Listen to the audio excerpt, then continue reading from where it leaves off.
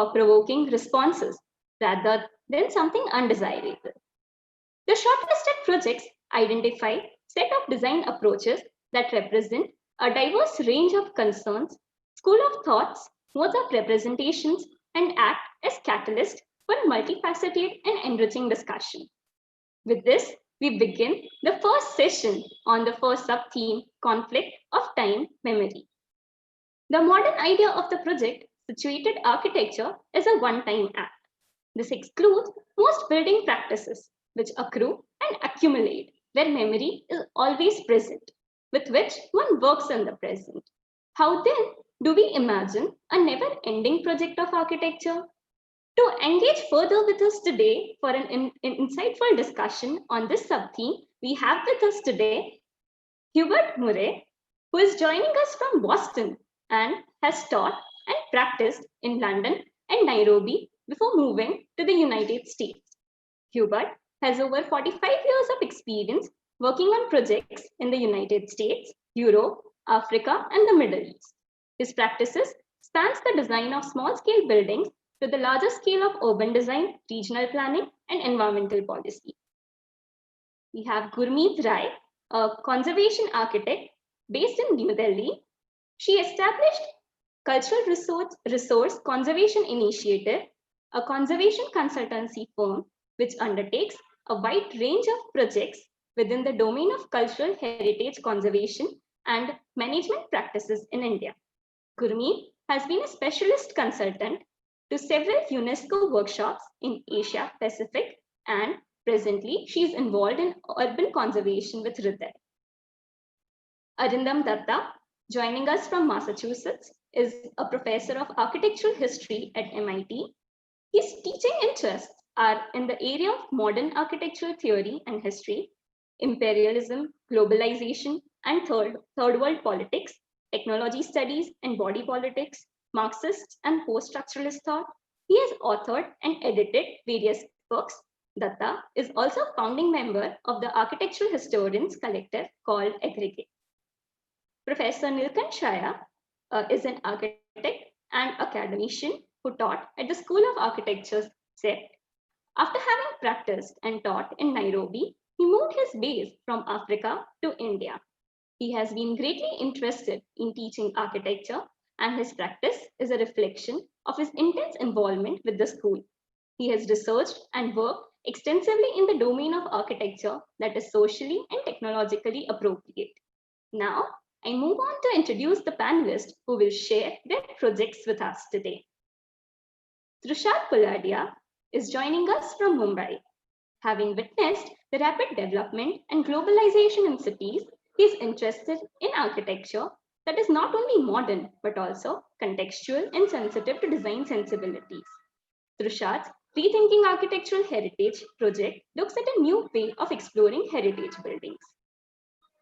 Karthik Subramaniam from Coimbatore feels that architecture is an amazing discipline where one gets to use his strengths to facilitate the needs of the public. His project looks at competing interests of individual identity of a metro station as a means for passengers to provide mobility facilities and the needs of the Shahpur neighborhood where it is based. Harsh Tobaria from Rajkot has curiosity towards the paradigm of painting, art, filmmaking, and historical events, aids him to understand the field of architecture in a better way. His project, Eclectic Architecture of Shanti Niketan, attempts to shape an architectural environment that responds to the ideology crafted by Rabindranath Tagore for Shanti Niketan. Ketki Mahamine is joining us from Nasik, has a keen interest in history, research, documentation, and design. Ketki's project, Cannery in a Coal Mine, looks at open pit coal mining landscapes of Nagpur. It studies the positive and negative influences generated because of the landscape. Ketan Shekhar from Bangalore aspires to play an active role in adopting sustainable design in the urban realm. He enjoys decoding the different layers of a city and the role of design in it. Shekhar's city ephemeral dynamics of an urban insert intervenes at the market plaza in Mysore. The proposed intervention explores the temporality of space and places itself as an urban insert in a dense setting. So today's session will be moderated by Riaz Tayabji, who is an academician, researcher, practitioner, and partner at Entel Design Firm in Ahmedabad. He has built projects across India in a large variety of places with a different character, culture, and landscape. Along with being the coordinator of the Gandhi Heritage Sites mission, Riaz is now the project lead for the Ahmedabad World Heritage City project. I thank you all on behalf of the team for joining with us today from different parts and various time zones. Now, I move forward to quickly give a brief outline of today's curated session. So the first half of today's session will be the presentation by 5 panelists, 10 minutes each and 2 minutes break in between to clarify any doubts or raise any key points. It will be followed by a buzzer. I would request everyone to abide by the time. Now, the discussion will then be driven by the moderator and all the panelists. Further, it will be opened up to the attendees for Q&A. I request the audience to ask questions in the Q&A tab of a Zoom window. And if it is a particular question, mention the panelist for which question is addressed to. When somebody gets selected, we will turn on your video and audio. So now we proceed ahead and begin our first curated discussion. So I now request our first panelist, Rishabh Paladia, to share their presentation.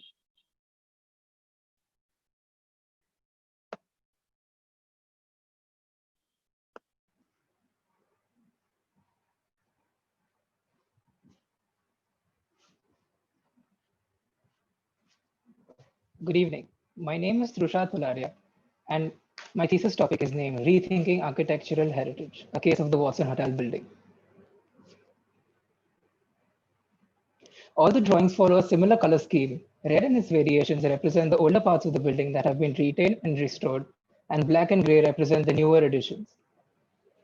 The Watson Hotel building, also known as the Esplanade Mansion, is the oldest surviving cast iron structure in the city.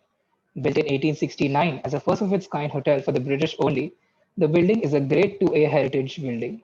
The building has great historical and architectural significance. Apart from being the oldest surviving cast iron structure, the building is also the birthplace of Indian cinema.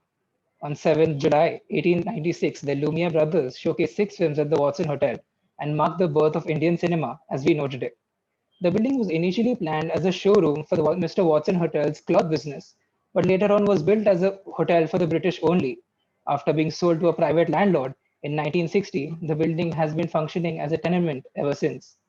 In the 1800s, the British government had a set of rules for all the buildings that were to be built in the precinct, something like the NBC that we have today. One of the main rules was that all the buildings had to be built in stone, wood, and brick only. However, special permissions were obtained for the Watson Hotel to be built in cast iron. The building also exceeded the height restriction imposed by the British government back in the day. The building has a legacy of being a pioneer in technology and forward thinking. Also, if you see that the western facade of the building ever since was cladded with a different material and didn't look like the rest of the building, which I will come to later. The building is located in the city of in South Mumbai, in the heart of the Heritage Fort precinct. It is located right across the famous Kala Ghoda statue and is adjacent to the Army Navy building and the David Sassoon Library. It is also right across the street from the Mumbai University complex and the city civil court. The whole precinct has a lot of buildings of administrative heritage socio-cultural importance, like the Mumbai High Court, the Prince of Wales Museum, NGMA, and the Jangil Art Gallery, to name a few. The new program and proposal draws inferences from the existing site conditions, existing user movement and activities, and the sightlines. The 250-meter diameter will show you the building in its immediate context. The site is 57.6 by 28.8 meters, and the height of the existing building is 24.45 meters. The arcade is a very important part of the imageability of the building, but is also an important part of a prominent pedestrian access in the locality. It is used by daily commuters, and it had to be preserved in the new proposal. The building has now been sealed, and the case is in dispute in the High Court. The northern and eastern facades play an important role and are an integral part of the streetscape of the precinct. The southern facade, however, is not clearly visible from the main roads because of its close proximity to the neighboring building. The western facade shows most signs of facadal damage and modifications. The Army Navy restaurant is also a very important part of the experience and imageability of the building. The footpath along the Jahangir Art Gallery, all the way to the Prince of Wales Museum, is occupied by a lot of local artists, hawkers, and rice engravers.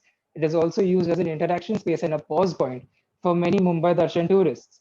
As Mumbai receives heavy rain for 3 to 4 months, these artists and hawkers are deprived of their livelihood. Also, in the recent years, the number of artists who have occupied this street has increased. The Kalagoda street transforms into the Kalagoda festival for a week every year. The festival is very famous and attracts visitors from all over the world. The Esmate building is located right across the Kalagoda street and has a potential of becoming a part of the festival to cater to the surge in the number of visitors every year. The building has suffered a lot of damage over the years and is now being considered for either demolition or restoration. The case is currently being disputed in the High Court. A few images to show you the extent of the dilapidation. There are three different proposals and ideas for the Esplanade Mansion. The first two, in my opinion, are conflicts. The government's proposal to demolish the old building and build an office tower in its place is sensitive to the rich heritage and history of the building. The Historians and Heritage Committee aim to restore the building and give it back to its tenants. That, again, in my opinion, is a conflict because the building has great architectural and historical significance that hasn't been known to most of the people in the city and the country because it has been under private ownership. Since the restoration will be largely funded by taxpayers, it is only fair to add a public space component which will allow the city and its users to enjoy the building's rich heritage and history. The ground floor, the first floor, and the underground amphitheater form the larger public space component. The rehab offices have been shifted on the upper floors. Also, the new canopy has been shifted from the first floor in the older proposal to the new on the second floor to segregate the tenanted spaces and the public space. The extension at the top is supported on super columns and is cantilevered over the older building. Since the height restriction in the precinct is 32 meters and the height of the existing building is 24.4 meters, there was an opportunity to sensitively design an upper extension. Any building that challenges the 32-meter height restriction of the precinct needs to seek special approval from the Heritage Committee. The upper extension at 33.8 meters is not the highest or the tallest feature in the precinct. Also, the Heritage Committee in 2012 had granted permission for a health department building to be built up to 37 meters. The final form was derived by exploring many different forms and ideas. The aim of the process was to highlight the rich heritage and the history of the building by not diluting it with elements and forms that were heavily inspired by traditional aesthetics. The final form, with its stark contrast from the orthogonal lines and architectural heritage of the building, of the existing building, and its elevated base, allows the existing building and its elevation to be distinctly visible without it being diluted with another form that tries to resemble it or tries to fit in. Everything that you see in red is the older part of the building, and all of this is the newer addition. So the arcade, along with the ground floor, forms the larger public space domain. The space on the ground floor can be used by artists and hawkers to carry their livelihood. Also, during the Kalagoda festival, it can be transformed into an exhibition space. The amphitheater, it can be used as a performance space or a place to have discussions, or it can be used by daily users to sit, interact, and interact. The Army Navy restaurant, along with a few shops, have been retained in their original position as they respond directly to the arcade. All the utilities like cores, toilets, and electrical rooms have been designed along the southern facade. This is the view of the arcade. So the arcade now is not only a transitional element, but is also an important part of the building that changes and shifts as and when needed. A view of the amphitheater and the public plaza. The restored part on the first floor is the informal exhibition space and extension of the public plaza of the ground floor. It has lecture rooms, workshop spaces, and a building office. Also, escalators have been provided to make vertical transportation easy. The second floor primarily houses the rehab office, along with a community space for the lawyers and a terrace cafe. The lawyers have very small units, which are often cramped by books and files. So they can share common amenities like a library space, reading rooms, meeting rooms, and a stationery. This will not only benefit the lawyers of the building, but also all the lawyers of the precinct because of the building's proximity to the city civil court and the high court. A view of the terrace cafe. The third floor and the fourth floor primarily, again, house the rehab offices. The upper extension functions as an exhibition space or a multifunction event space.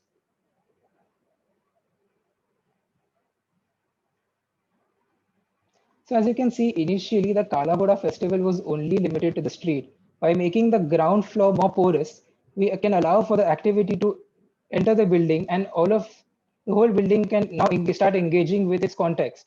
The ground floor and the first floor, along with the amphitheater, form the larger public space domain, and the upper floors and the western facade function as the office building. In the night and in the evening, food trucks can be parked along the arcade. So now the potential of the project is just not limited to a fixed program, but it can change over time and allow for many activities to be carried out, making this building dynamic and almost function like a living organism that adapts and changes as and when needed. This allows for new associations and memories to be made. The elevation of the older building, the facade has been restored while the upper extension is cantilevered at the top. Since this is a western facade, the similar elements like brick wall and louvered doors have been borrowed. Also, the similar column grid has been used. However, the facade is devoid of any ornamentation or flourishes that you may see on the other facades. Also, there is an art wall which fits right into the artistic and the social context of the building, and it also adds character. The view of the building. So the new facade has been designed by taking and is inspired from the older facade, but has its own design language devoid of any ornaments and flourishes. Few before and after pictures. This is a view showing the central light well, the ground floor public space, and the amphitheater below. Thank you.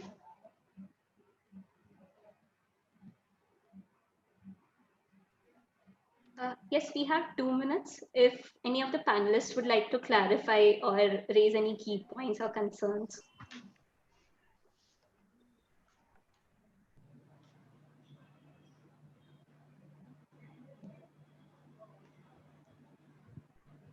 You are on mute. Hubert, you are on mute.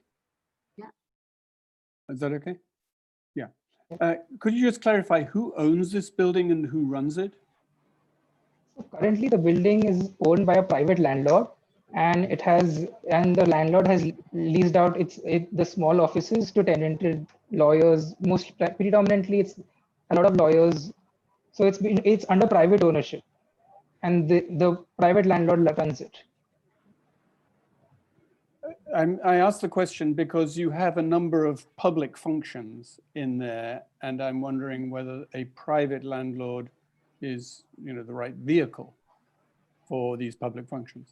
So if I were to answer that, currently the case is in dispute, and primarily the dispute is over the funding. So the High Court is asking MADA, which is the government authority, to fund the restoration of the restoration, because the landlord does not have enough funds to carry out the restoration of the project. So if taxpayers are paying for the restoration, in my opinion, it is right to add a certain amount of public functions so that the city gets its money's worth.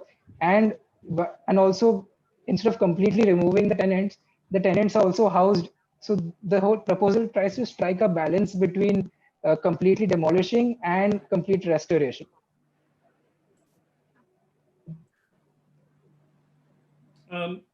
If I may, quick questions.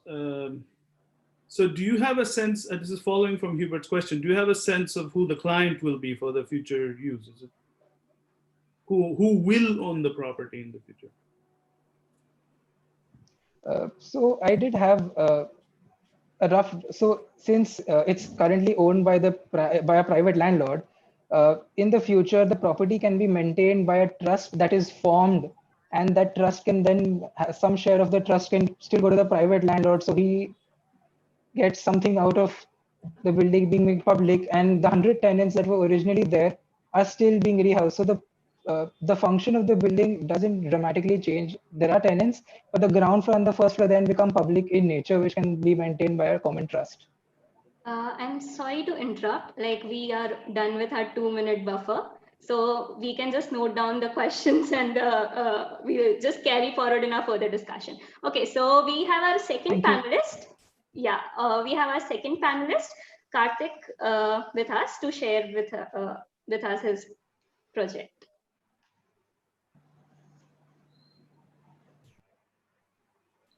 Yeah, I'm audible, right? Hello? Yes. Yeah, Yes, thanks. you are. So yeah, hi everyone, and I'll start sharing the screen.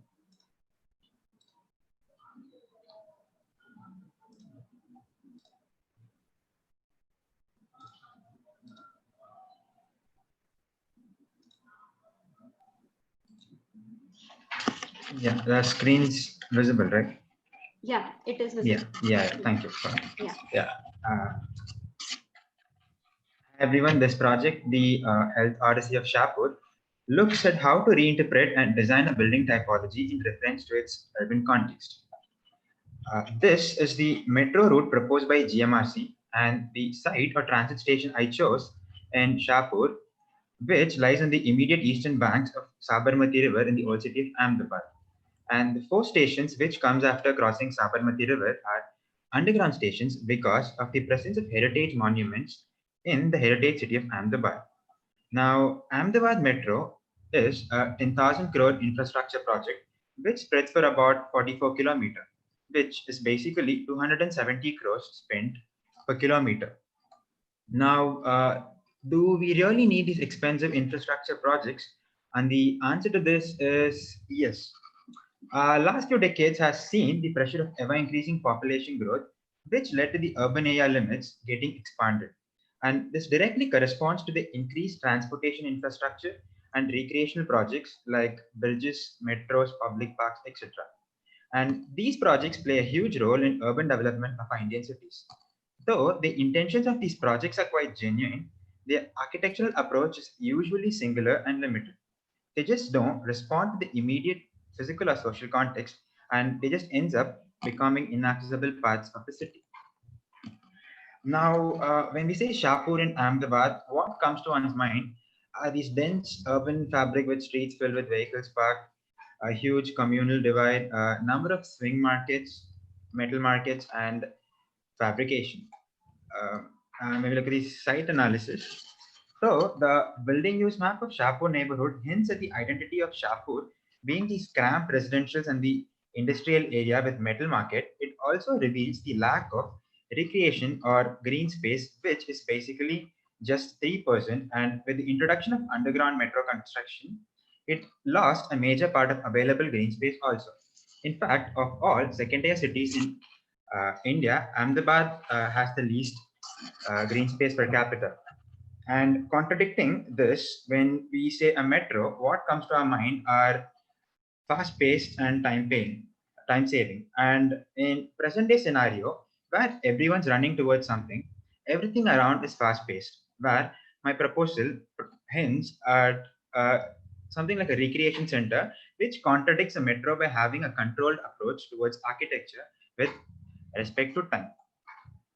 Now, when we look at the zoning diagram, the place where I've showed is the place where metro comes in. And though the general width between the built edges of 45 meter, after using 24 meter as right of way and 6 meter for the service road, we are just left with a linear patch of 12 to 15 meter for our proposal.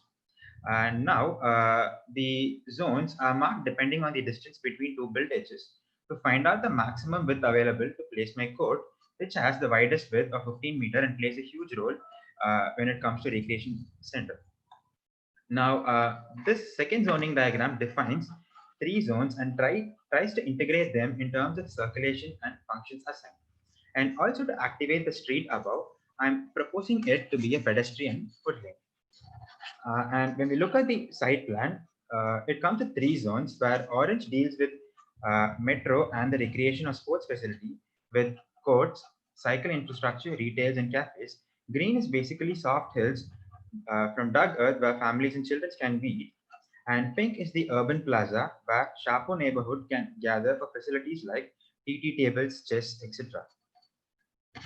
And the sketch one to the left is my understanding of underground metro stations from my experiences of using it in Europe and Delhi.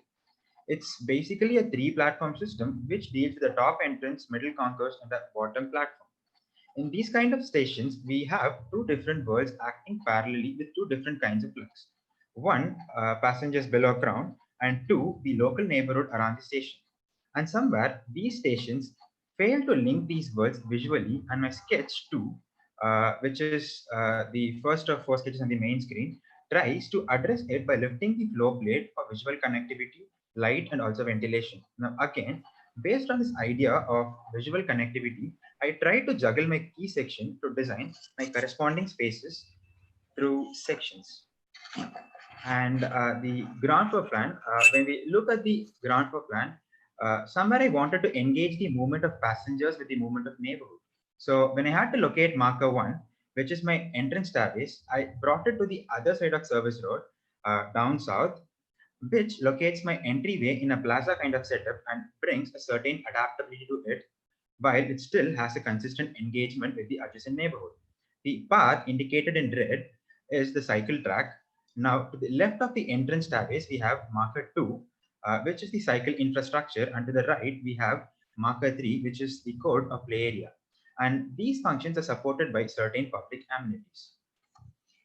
And the basement of concourse level acts as a subway and everybody can pass through it.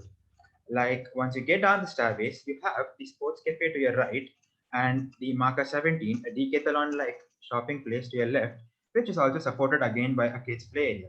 Whereas the central concourse has retails, ATMs, info center, etc., along with your seating facilities. By this way, there is an attempt to have a controlled architecture by creating various pockets of pause points in a fast-paced metro station. And the red zone here is the paid zone, which basically comes after the security gates. Now, when one looks at the view from concourse level, what we see are different activities happening around the 15-meter wide central entryway, which itself acts as a seating, with cycle tracks in different levels, array splints, eateries, and few gathering spaces as pause points. These are the spaces which creates a sense of pause in this fast-paced metro station. And also, this shows the visual connectivity between the concourse level and the Shapu neighborhood.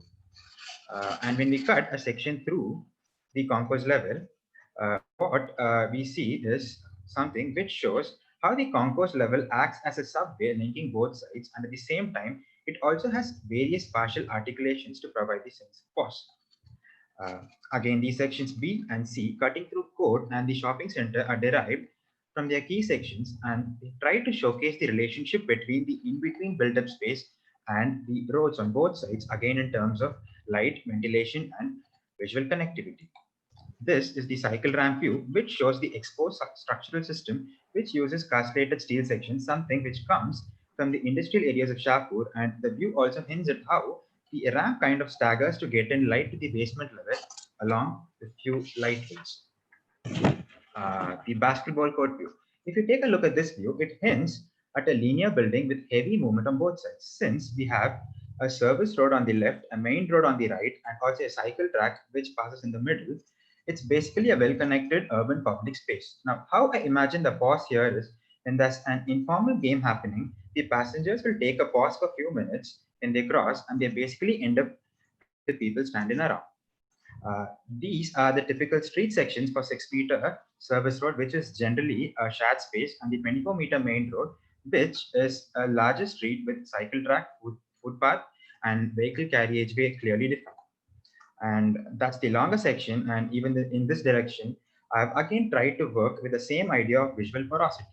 I've also tried to work with the rhythm of service score, volume, service score.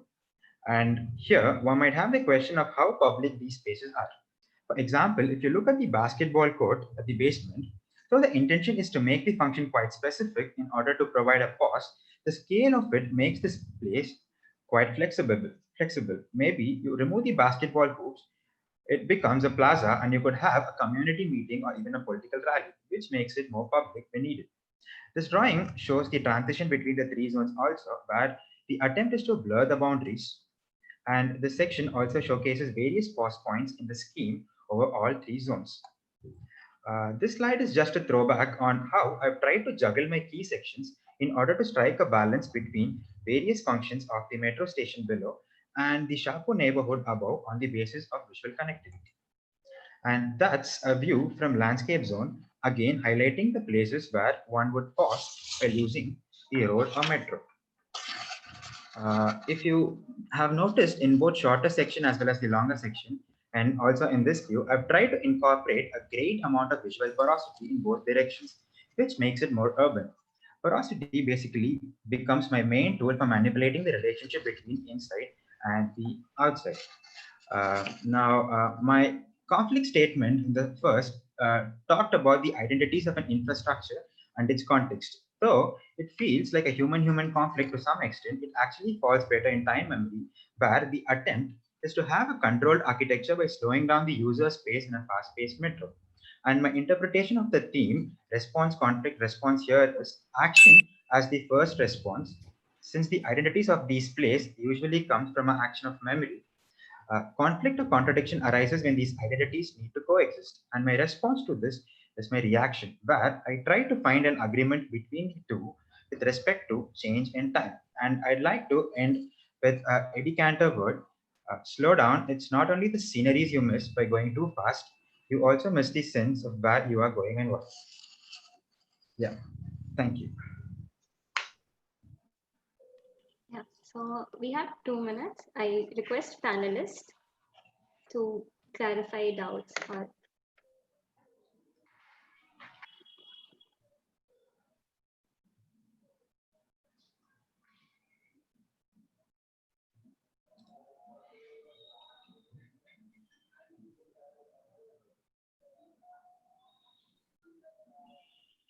Hi, can you hear me?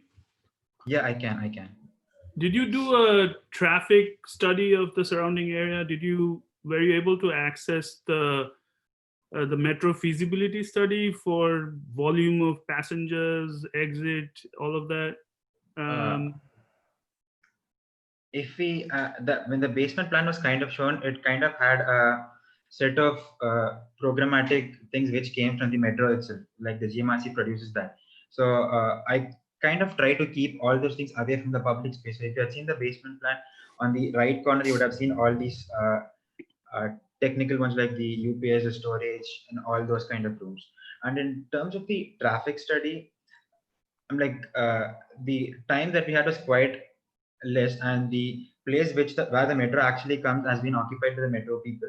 So right now, the when I had been there, the traffic was quite dead.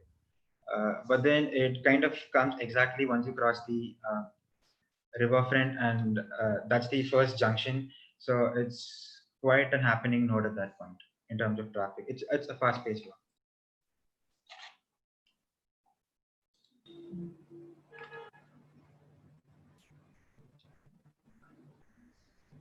Yeah. I don't want to just play on one note, but again, my question is, who owns this? Is it the Metro Authority? Is it the neighborhood? Is it some neighborhood organizations? Who takes responsibility for mowing the grass? Who takes responsibility for making sure that the tennis courts are beautifully maintained, etc.?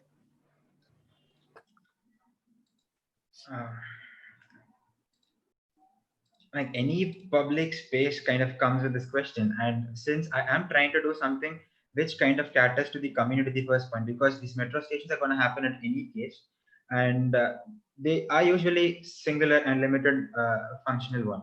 So when I had imagined this, I kind of thought that since it belongs to the community, in some way they'll have to start taking care of all these things, but it comes under the property of GMRC, because the area belongs to them. The metro and the one which is exactly next to the metro comes with GMRC. GMRC right is a subsidiary of Indian Railways, is that correct? No, it's the Gujarat Metro Rail. It's a separate thing which kind of works along with the Delhi Metro right now, and for the metro project in Ahmedabad. Now, under It's a what different one. under what ministry is it? I am not quite sure on that part. Yeah. I would assume transportation, but just a note that these ministries and these departments are extremely, I mean, to answer Hubert's question, they're extremely resistant to allowing any public functions on their lands, which is not atypical elsewhere on the planet as well. But Do we have any more immediate clarifications to be made? If not, then maybe we can proceed ahead to our presentation of our third panelist. Yeah. So I request our third panelist for the day, Harsh, to share with us his project.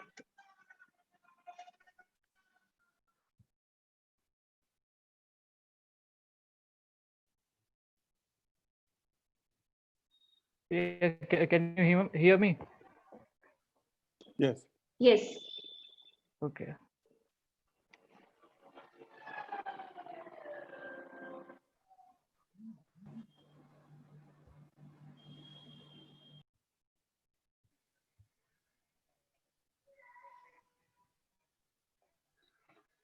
Can you see the screen?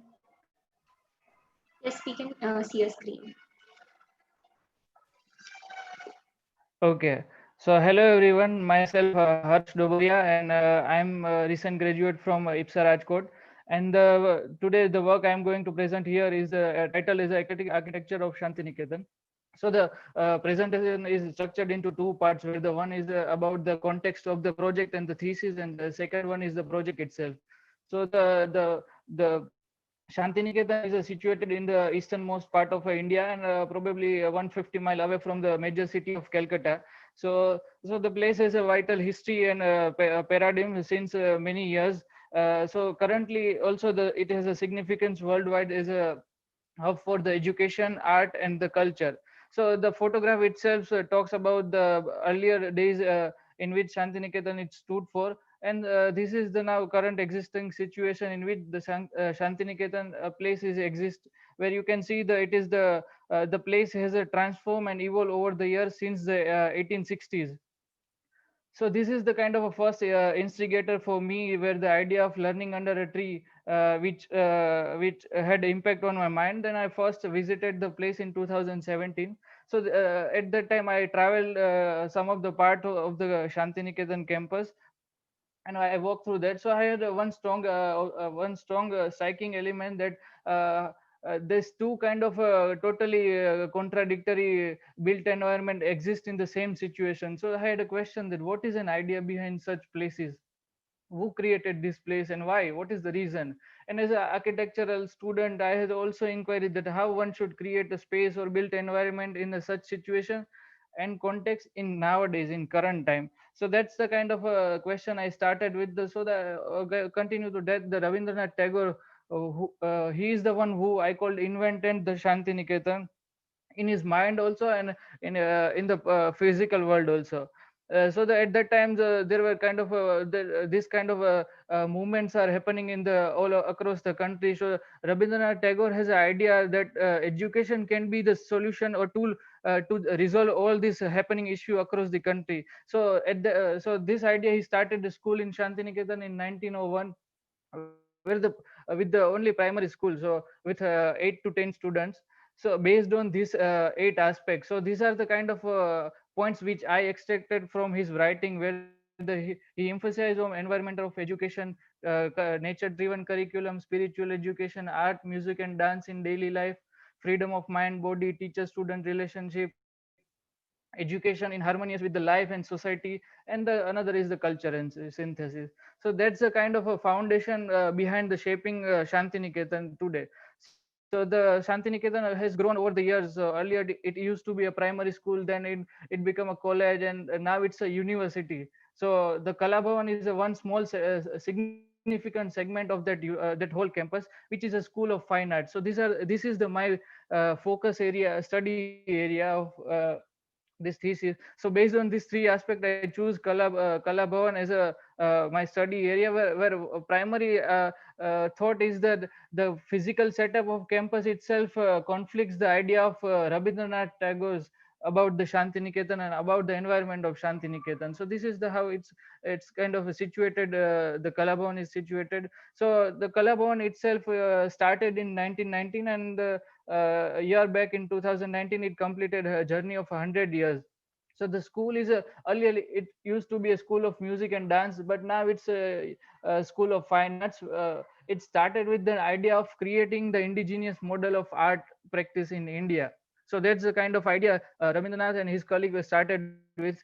And now this is the kind of a situation in which Shanti Niketan exists, where it has a legacy also there, and it has some kind of issues also regarding the evolution of the place itself. So this is the kind of present situation where the buildings are start coming over the years as a result of its time and conflict. So it has earlier there have huge trees of shal and other so the landscape is a very significant in this kind of context, and it is very interesting, the outdoor furniture, and also the it has 100 years of history. So there is a also worked of some distinguished personality like Ram Kinkar Bej, KG Subramaniam Iyer. So the campus is kind of that kind of belongs to that environment. So this is the kind of plan formation of current in 2019.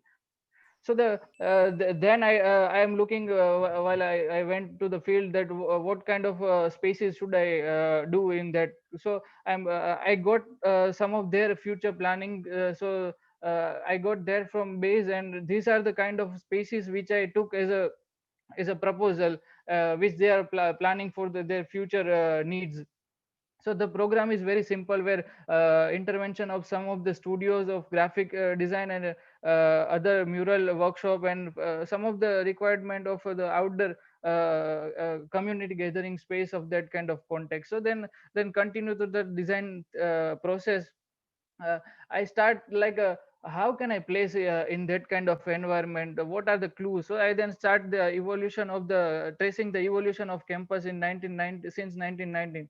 So this is the kind of uh, evolution which I roughly traced based upon the dialogue with art historians and the students and other personalities.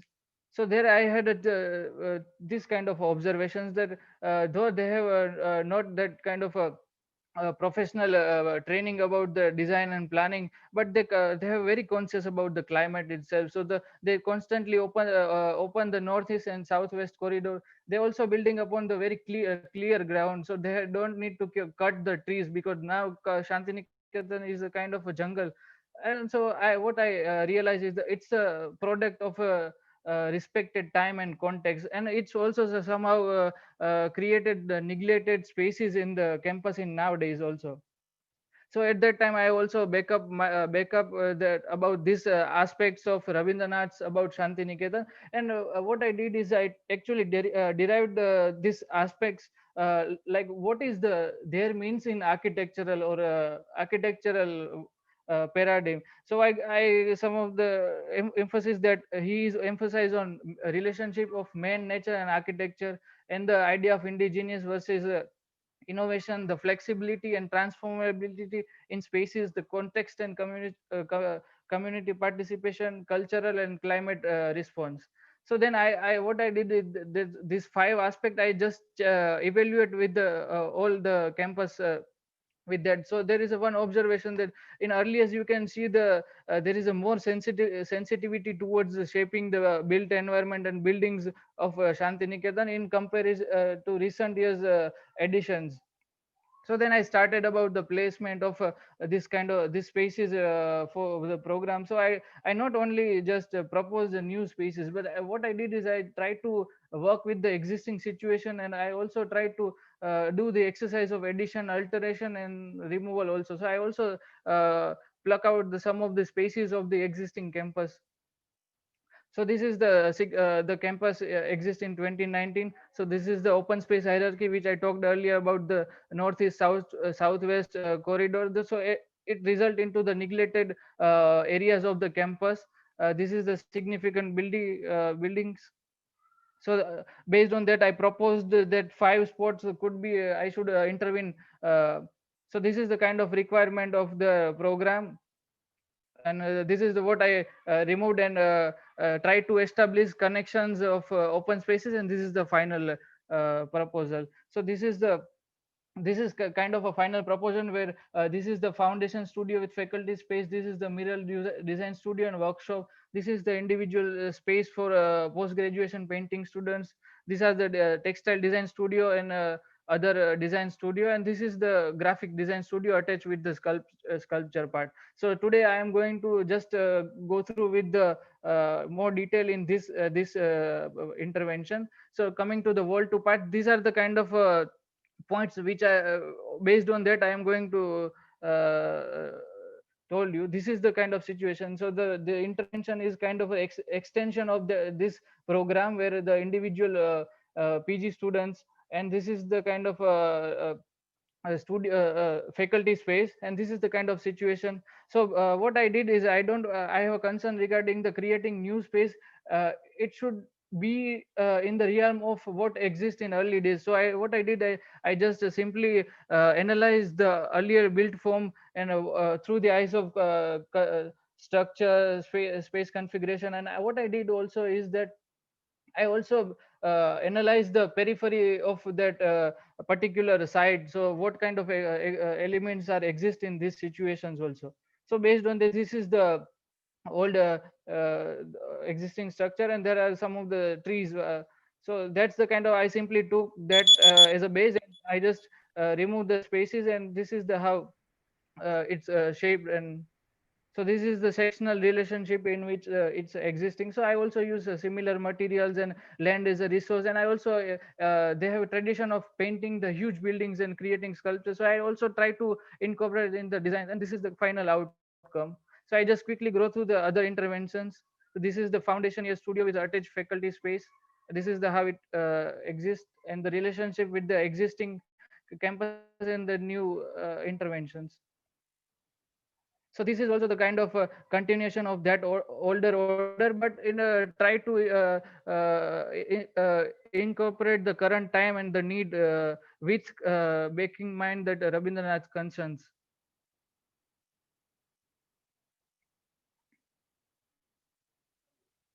So this is last is a very small intervention. It's a kind of a plug-in to the existing space, and just adding a few planes, and created some of outdoor furniture to expand their working area.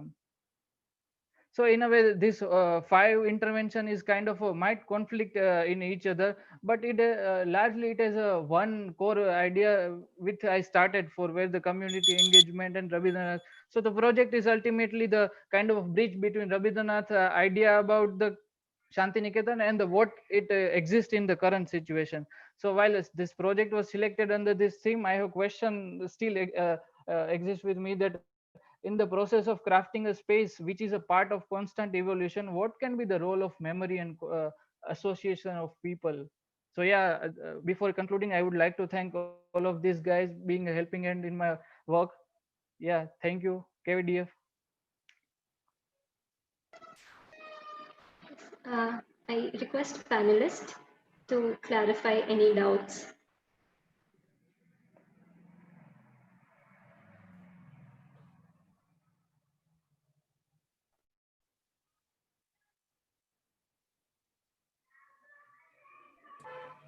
Why are you so respectful of Tagore's skill as an architect?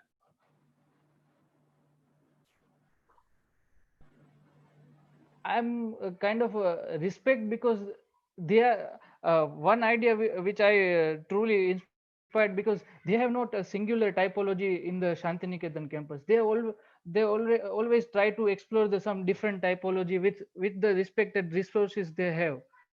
So I am curious about that idea. So that is my concern regarding the respecting his idea of architecture. Arindam, you're cheating. What do you mean? This is supposed to be purely informational. Oh, sorry. Also, you're questioning the guru. Well, that's not cheating. I'm very invested in that. That's Yeah, not... no, I think it's a very good question. How many students are in the school?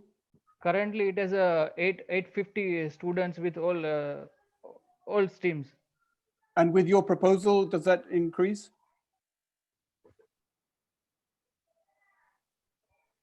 Do you increase that population with your proposal? No. Okay. I just took as.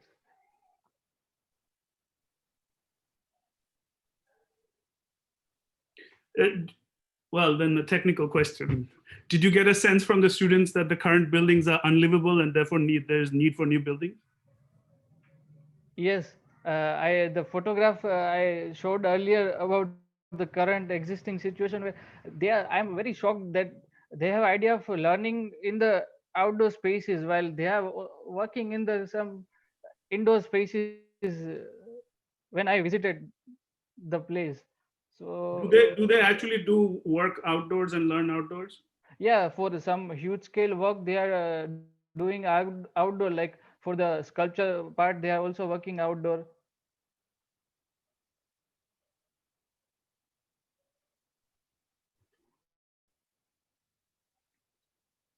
Yeah. So like, do we have any? One- Yeah. Sorry. One last Go question. ahead. Yeah. Go ahead. Go ahead.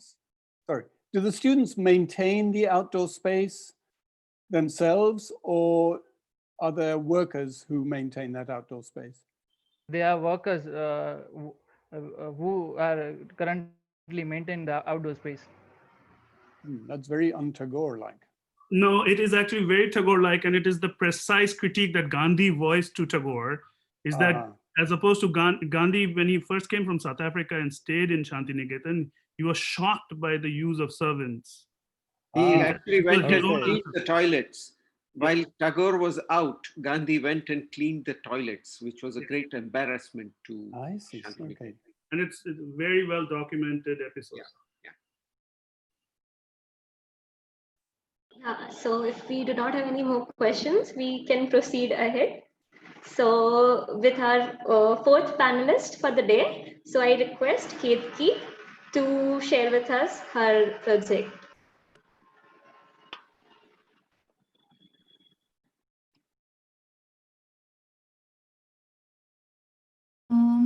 Ketki? Hi. Yeah. Yeah. Yeah.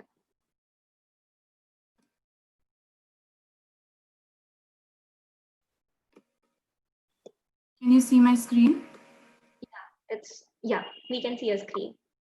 Yeah. Hi. So I'm Ketki Mahamine, and my thesis is titled "Cannery in a Coal Mine: The Story of a Landscape."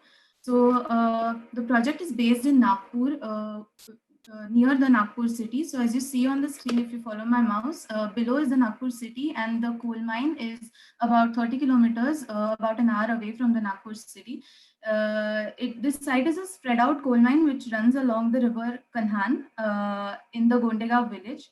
So over here you see the zoomed in view of the landscape as to how the landscape sort of spreads out around these in center of these agriculture fields, and this whole sort of change has happened because of the dugout land. So this is how we're going to look at the whole process of this thesis, is the landscape as a timeline. So how the landscape was born, the birth of the landscape, the life and the evolution of landscape, and questioning the death of the landscape. So over here you can see these 6 mines are the currently active mines. So starting from mine 1 to mine 6 is how it went along the river, and they function. They are currently functioning, fully functioning coal mines along this river Kanhan that you see over here. So the birth of the landscape. How was the landscape? How did the landscape come into existence? So basically, the coal ores were initially found by the Britishers, and before the independence, the land was acquired by Indians. Today, WCL, Western Coalfields, owns this coal field, and it was formed in 1975. So Western Coalfield basically includes Nagpur, Chandrapur, Yavatmal. So when you look at this image on the images on the left basically show the landscape in its fully functioning sort of activities.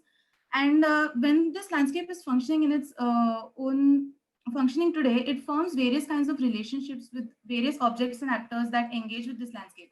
So these are the few objects and actors. So you see the open cast minefield, which is the main object, the human-made sand dunes, the Kanhan River, the agriculture fields, and the few actors include WCL workers and the Sarpanch or political heads and the Gundiga villagers. So the life of the landscape.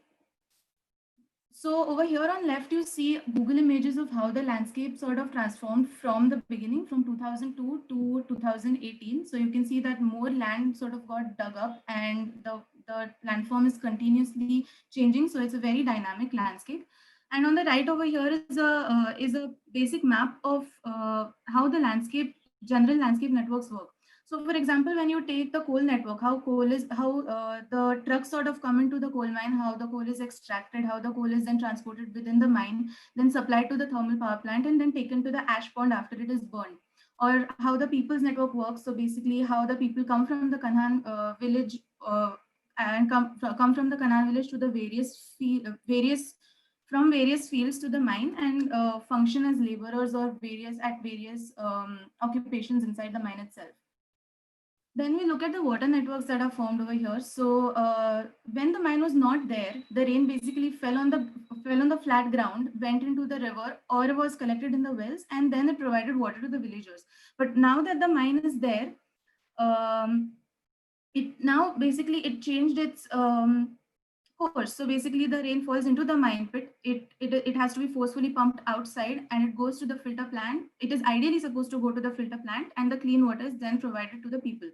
But it is now just pumped out into the open instead of sending it to the filter plant, and is sent out into the agricultural fields, which causes a lot of contamination of water. So there's this whole water cycle that gets formed because of the existence of the coal mine.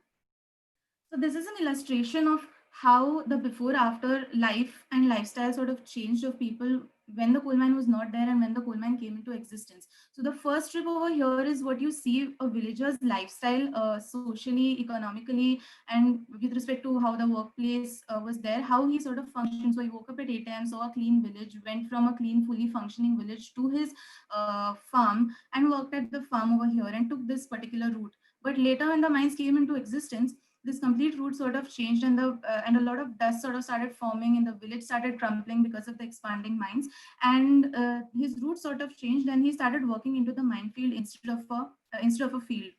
And there's always this sand dunes that come in the picture at the background at any given location in the area. And the last one being the changing form of the land itself. So when you see this image, aside the Google map, you can see that from 2002 to 2019, the landform has constantly changed. So initially it was a forest and then it turned to an agriculture landscape. And from an agriculture landscape, they started digging it out, started taking the sand outside and started forming this coal mine and started extracting coal. So the whole landform sort of changed from the top to the bottom. And ideally, this landform is supposed to be covered up and they're supposed to plant trees and restore it to its original form. But this usually doesn't happen because it requires a lot of millions of rupees. So over here, you can see that the last part is basically left empty, questioning what happens at the end of this landscape. Does it just die? So this is where we put in the question of what happens at the time of the death of the landscape. Does the landscape just die?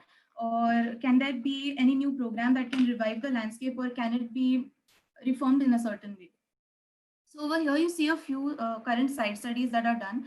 And as you come about seeing the process of the thesis, you can realize that the timeline is not actually a line, but it is actually a cycle. And by this cycle, you can see there's birth, there's formation of networks, there's death, and then in the future, there can be revival of networks or birth of newer networks. So currently, this land around this landscape, all the villages depend on wells for their main water supply. So this landscape anyway sort of contains water in itself, which has to be forcefully pumped out, which requires a lot of energy. So the basic premise can be determined to decide that a proposal can be used for researchers, scientists, landscape architects, planners, visitors, students, while collecting the water in the pit to form as a module for the future of coal mining landscapes. So you see that these detailed programs arise from these conclusions, that there's a few soil storage laboratories, meeting spaces. So this is what you see, what you can do with observing the landscape. You can test the soil, you can see what grows in the soil. And there's a bit of communication happening where you can exhibit what has been learned by seeing the after coal mining landscape. And there's a few planning areas and guest rooms and dorms and soil testing units. So this is an image of idea of space. So I made a few sketches where you can see how the landscape sort of functions with respect to what kind of space that can be added to the landscape. So the focus was emphasizing the descent into the landscape while forming solitude spaces along with the program, where people see and feel the quality of the mind. So that was the main aim of this whole exercise. So over here, you see that this is the master plan of the landscape. So this trail is an existing trail that is currently there. Now I'm imagining a landscape where this whole coal mine is abandoned. And then I'm questioning what happens at the after abandoning this whole coal mine. So you see this trail that goes inside, and in the middle, there are these soil testing units that test the quality of soil and see whether the water that is collected is toxic or useful. And at the bottom over here in the circle, you can see the main building. So the above comic strip basically shows the kind of space and texture that I want to work with. So what happens in this abandoned coal mine is a lot of coal pieces that are just sort of not taken for use. They are not optimal for using in the thermal power plant or anywhere else, which is why they're just sort of discarded on the landscape and can be hazardous if somebody sort of steps foot on them. So they can be basically collected into and formed into a Gabion wall, which can then form that solitude space that was earlier talked about. And the rest of, and then it can also frame the landscape in a certain way where you can kind of control what you want people to see and what kind of views you want to show them. And the topmost part sort of forms the deck. So, and then this is also about how you can sort of engage the people with the nature of the site and the human and nature aspect of this whole thing. So so as you see in the section, the landscape the building sort of cascades down as the program goes about and then opens itself into the whole site. So in the plan, you see there is this upper deck that goes on to show you the view of the land. And as you go down below, there are various added programs to it. So starting with the dormitory and the planning area, you go down into dormitory in the planning area, go down into soil laboratories, soil testing units, libraries, exhibition spaces, and a few classrooms and education unit. So over here, you see another section where you see the cascading into the landscape, and the cross section shows the soil testing unit over here and a few educational areas over here. So this is another plan that showcases these functions. So as you start from the dormitories, you go into the laboratories, to the library, to the exhibition spaces, and into the classrooms. So this is what we essentially want to be doing. Over a course of 50 or 100 years, you want the landscape to sort of improve or get back into a better ecological condition. So you wanted to make it an ecosystem. This is the main aim of the whole building, as the building sort of sits as a guardian for the landscape over a period of time, learning about it and acting as a module. So this is basically the technical details of the Gabion wall and a few models that work for the building. And these are the views that I was working with, the quality of space and the kind of views that one experiences in the building. Yeah, thank you.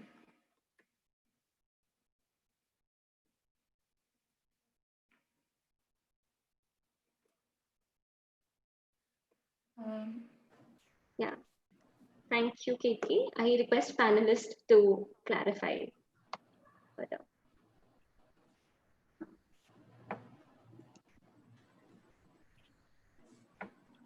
Can you tell me how many million tons of coal, or some measurement, how much coal was extracted from that landscape over the period of its lifetime?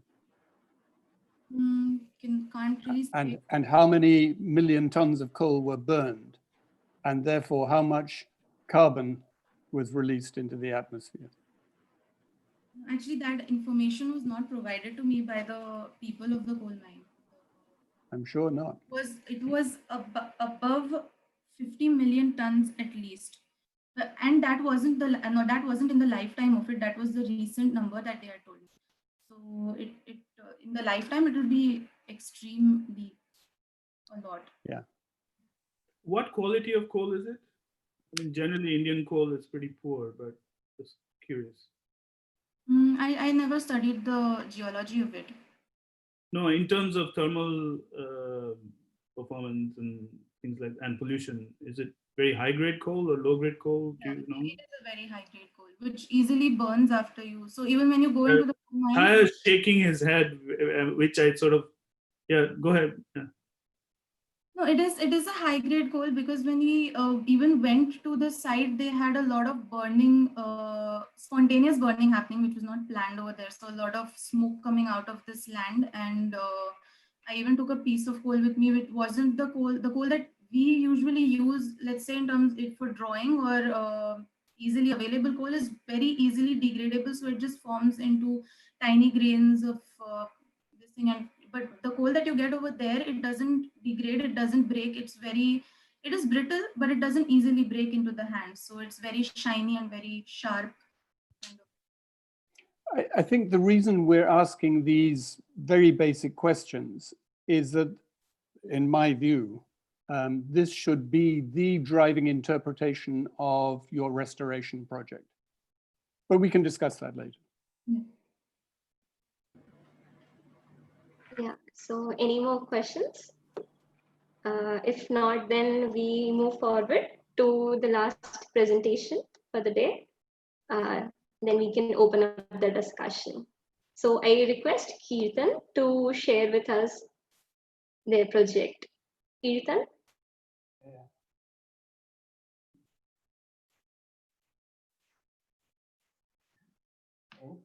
Can you hear me? Yeah.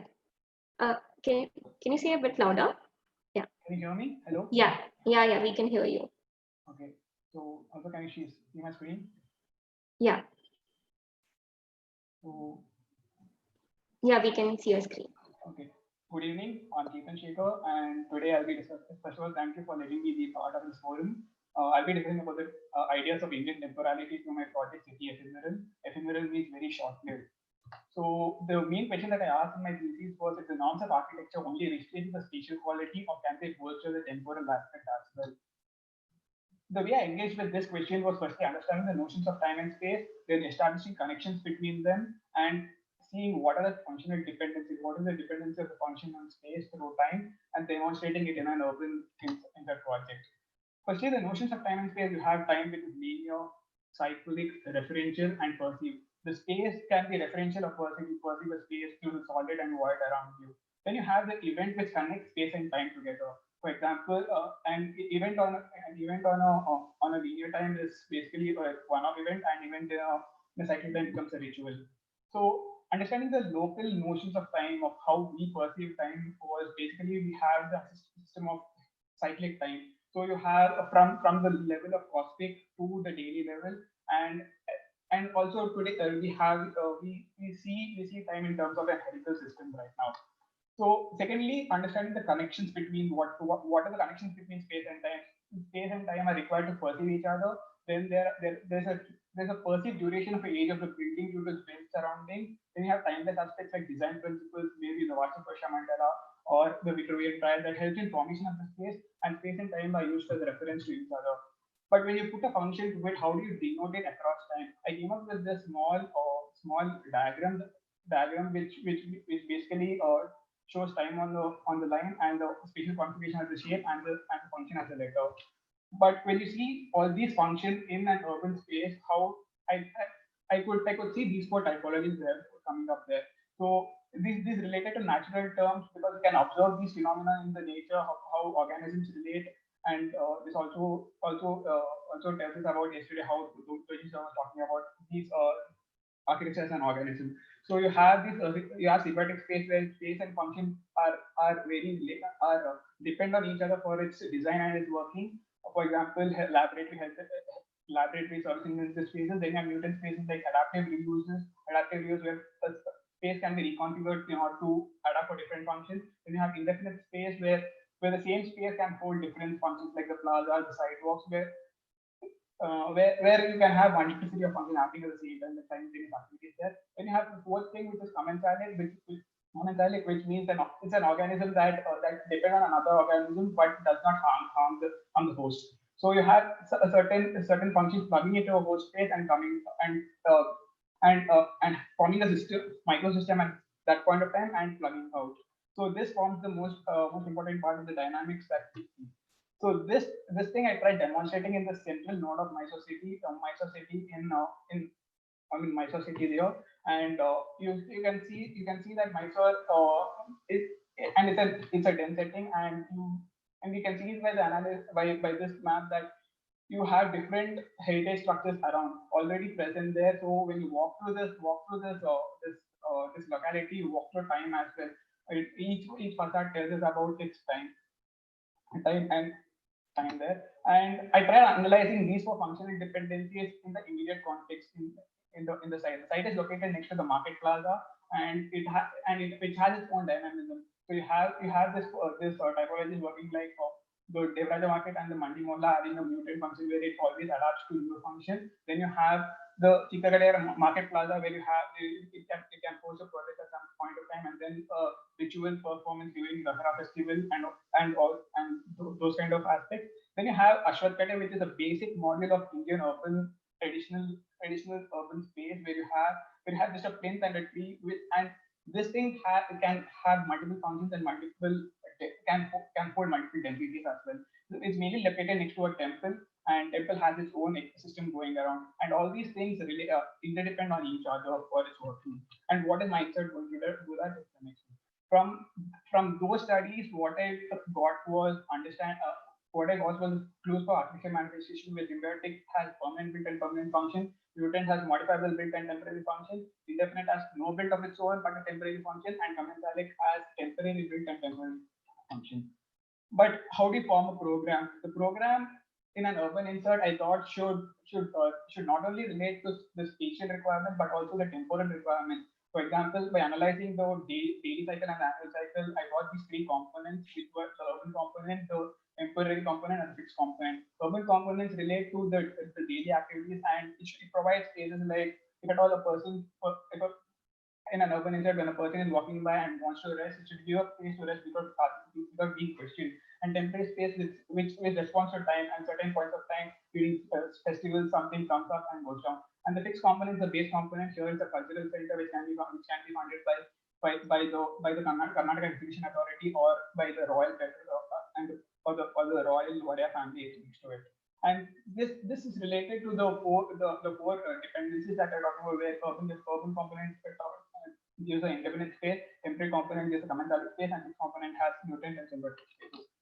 So in this, when you go through this space, you find different you find architecture from different time, and it has some rhythm to it, and you see those repetition happening, and you see these elements again and again. But across time, due to different styles, each building tells about the politics during its time, and how and what my insert is going to do should talk about this time. So how I went about tackling this question was understanding, firstly, developing a simple using the same element but reducing making it more democratic in nature, if I can say. And then due to this repetitive function, it can elongate, it can stack on each other, and because of the repetitive character, it is versatile in can hold those four functional dependencies here.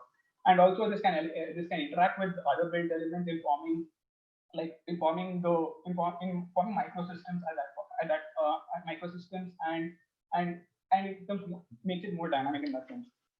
So how do you add it? How do you place it into the site? So due to height restriction, because it's a heritage zone, it had to be only 12 meters. I had to sink the entire building down, and it formed another secondary urban space, which was the fort, and that is basically that forms the main indefinite space, which is divided from the outside through the level difference, and it also acts as a transition as well. So the flexible space is open to this indefinite spaces, and the symbiotic spaces are the fixed function just supported from the back. And then you have the arcade, which holds together all this built elements, and the temporary component just plugging it in the front and acting as a transition between the plaza in front of the theater as well as the market plaza there, and also from the court to the street.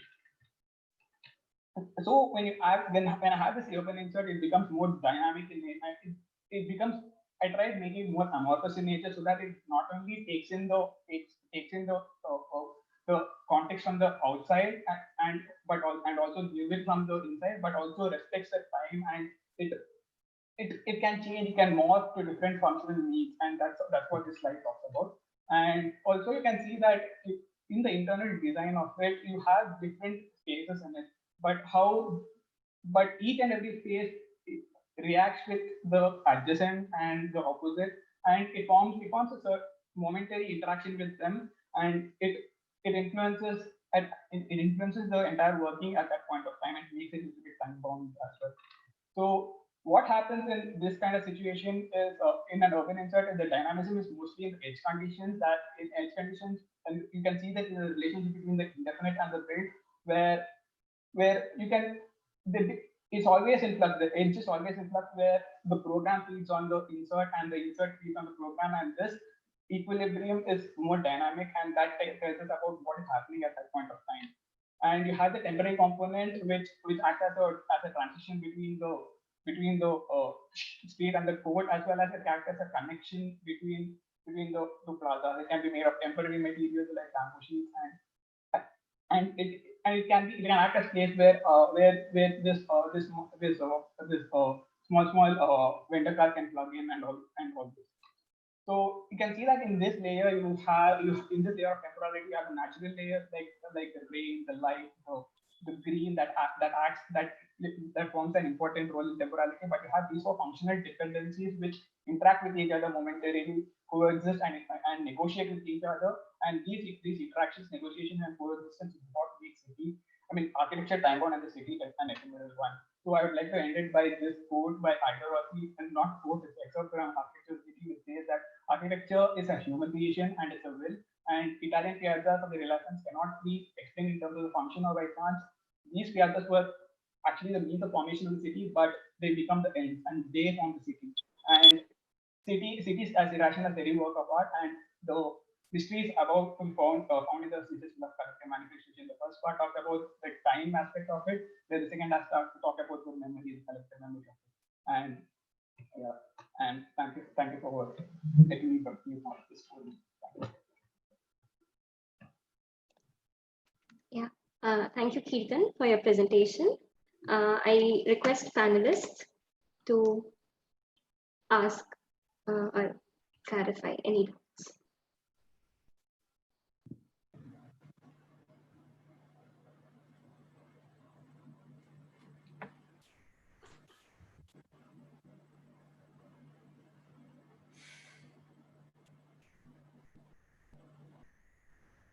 I have one question.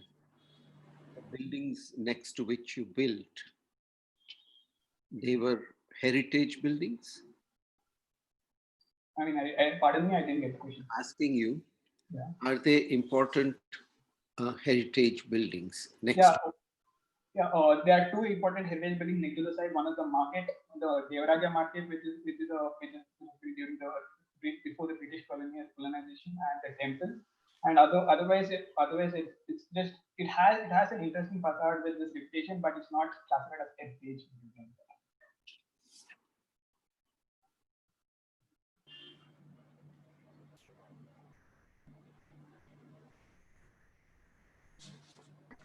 I actually have a technical question more for Riaz.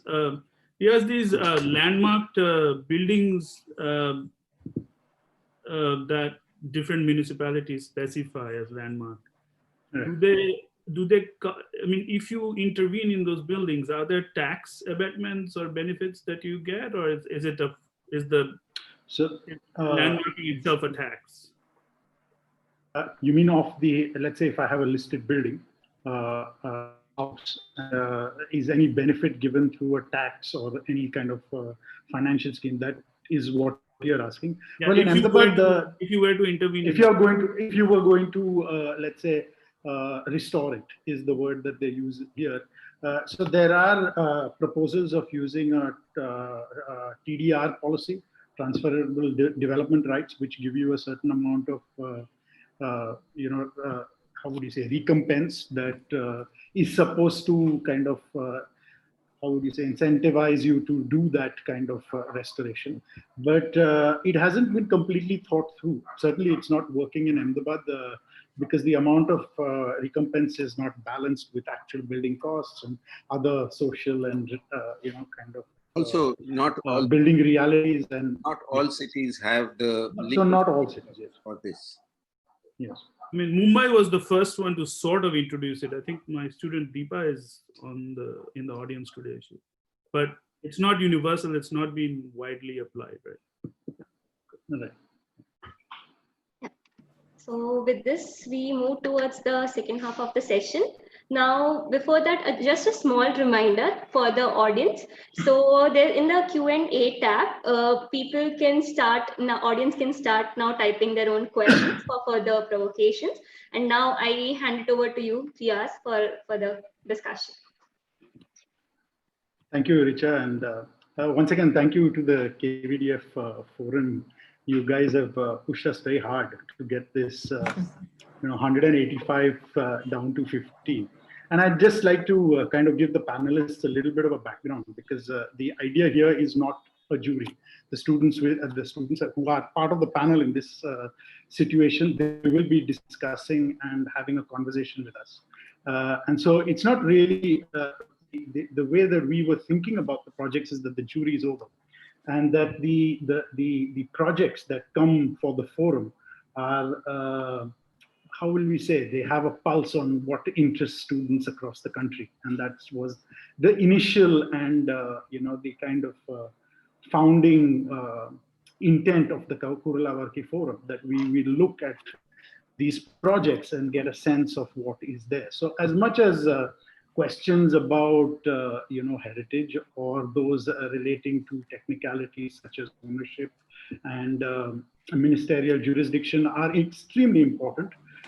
As moderators who were working with the students, and we had some really interesting discussions over, I think it was 10 hours of discussion. And in that, what we thought, given the theme that the students had proposed, that we would look for and recognize, even at the cost of perhaps overlooking some technical grounds, projects which were pushing open certain imaginations, pushing open certain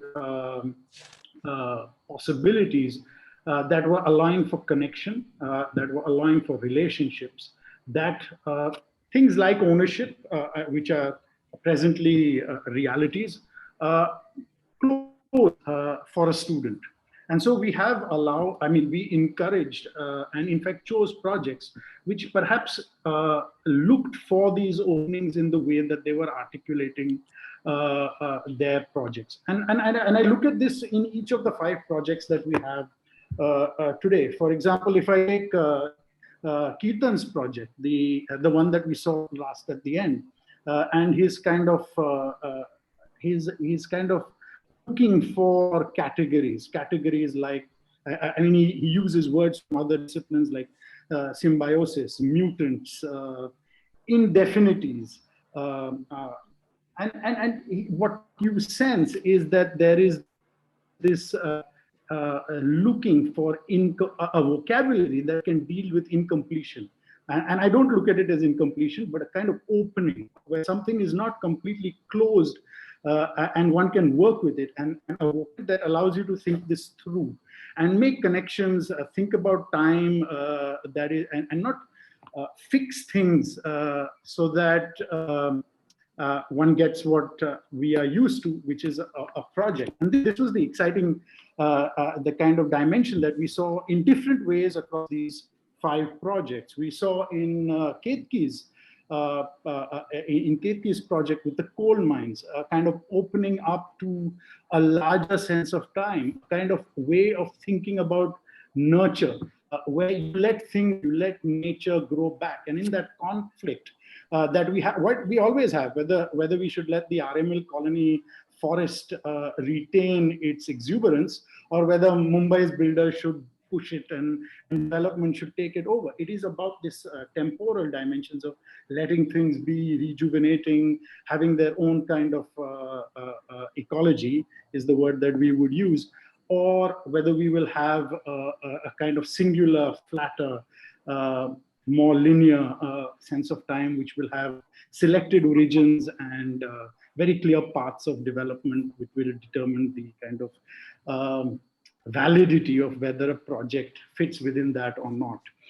You've got Trushad's project with the Watson's Hotel, which looks at program and tries to look at how do we kind of look at things which are of the past, but how do we make them present?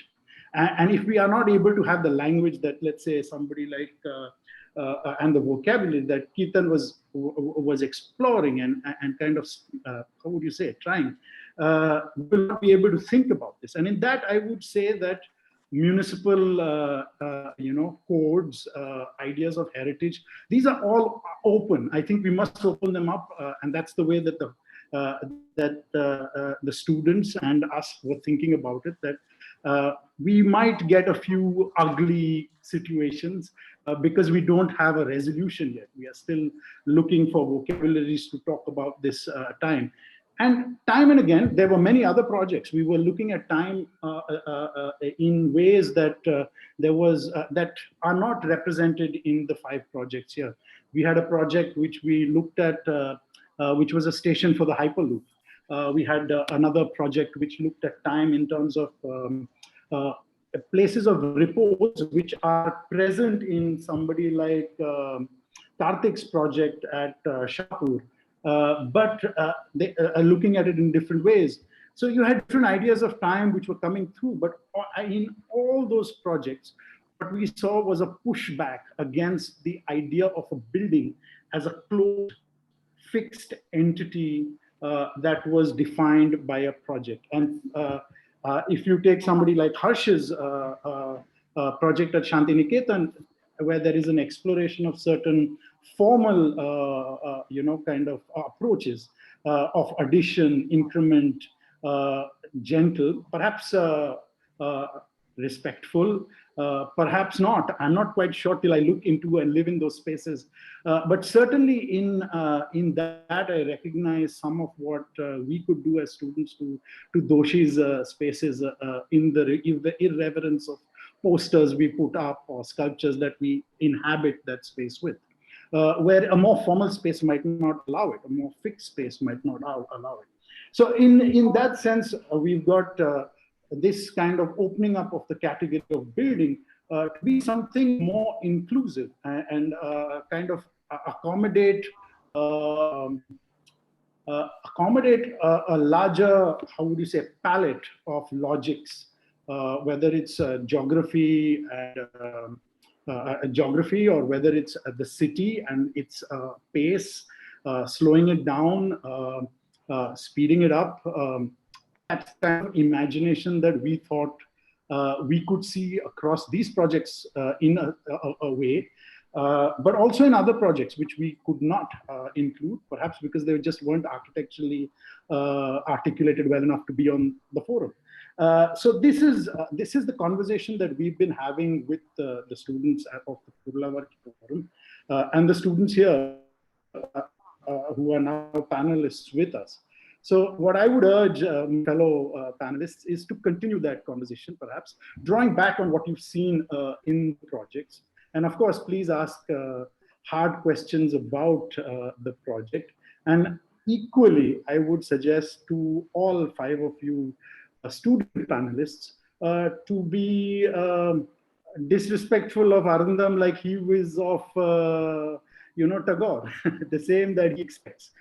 What I mean to say is to question back as much as you are questioned. So with that, I'll open this up to whoever would like to take this as a starting point. Yes, Gurmeet, please. To begin with, I'd like to congratulate all the panelists because, I've been in the practice of heritage conservation for over 2.5 decades. And I think what these the young architects or architects to be have done is actually push the boundaries of where conservation and heritage practice is in this country. And while there are commonalities between, there's a very interesting idea that they all seem to be working with, and that is to reclaim public space.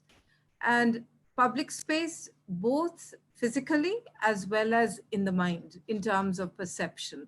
And I mean, one could go project by project and kind of expand on that. But there are a few details that I would like to share with them. Like for instance, in the case of Watson Hotel, I would urge Trusha to take this idea a little further. For instance, there were these questions about who owns the building.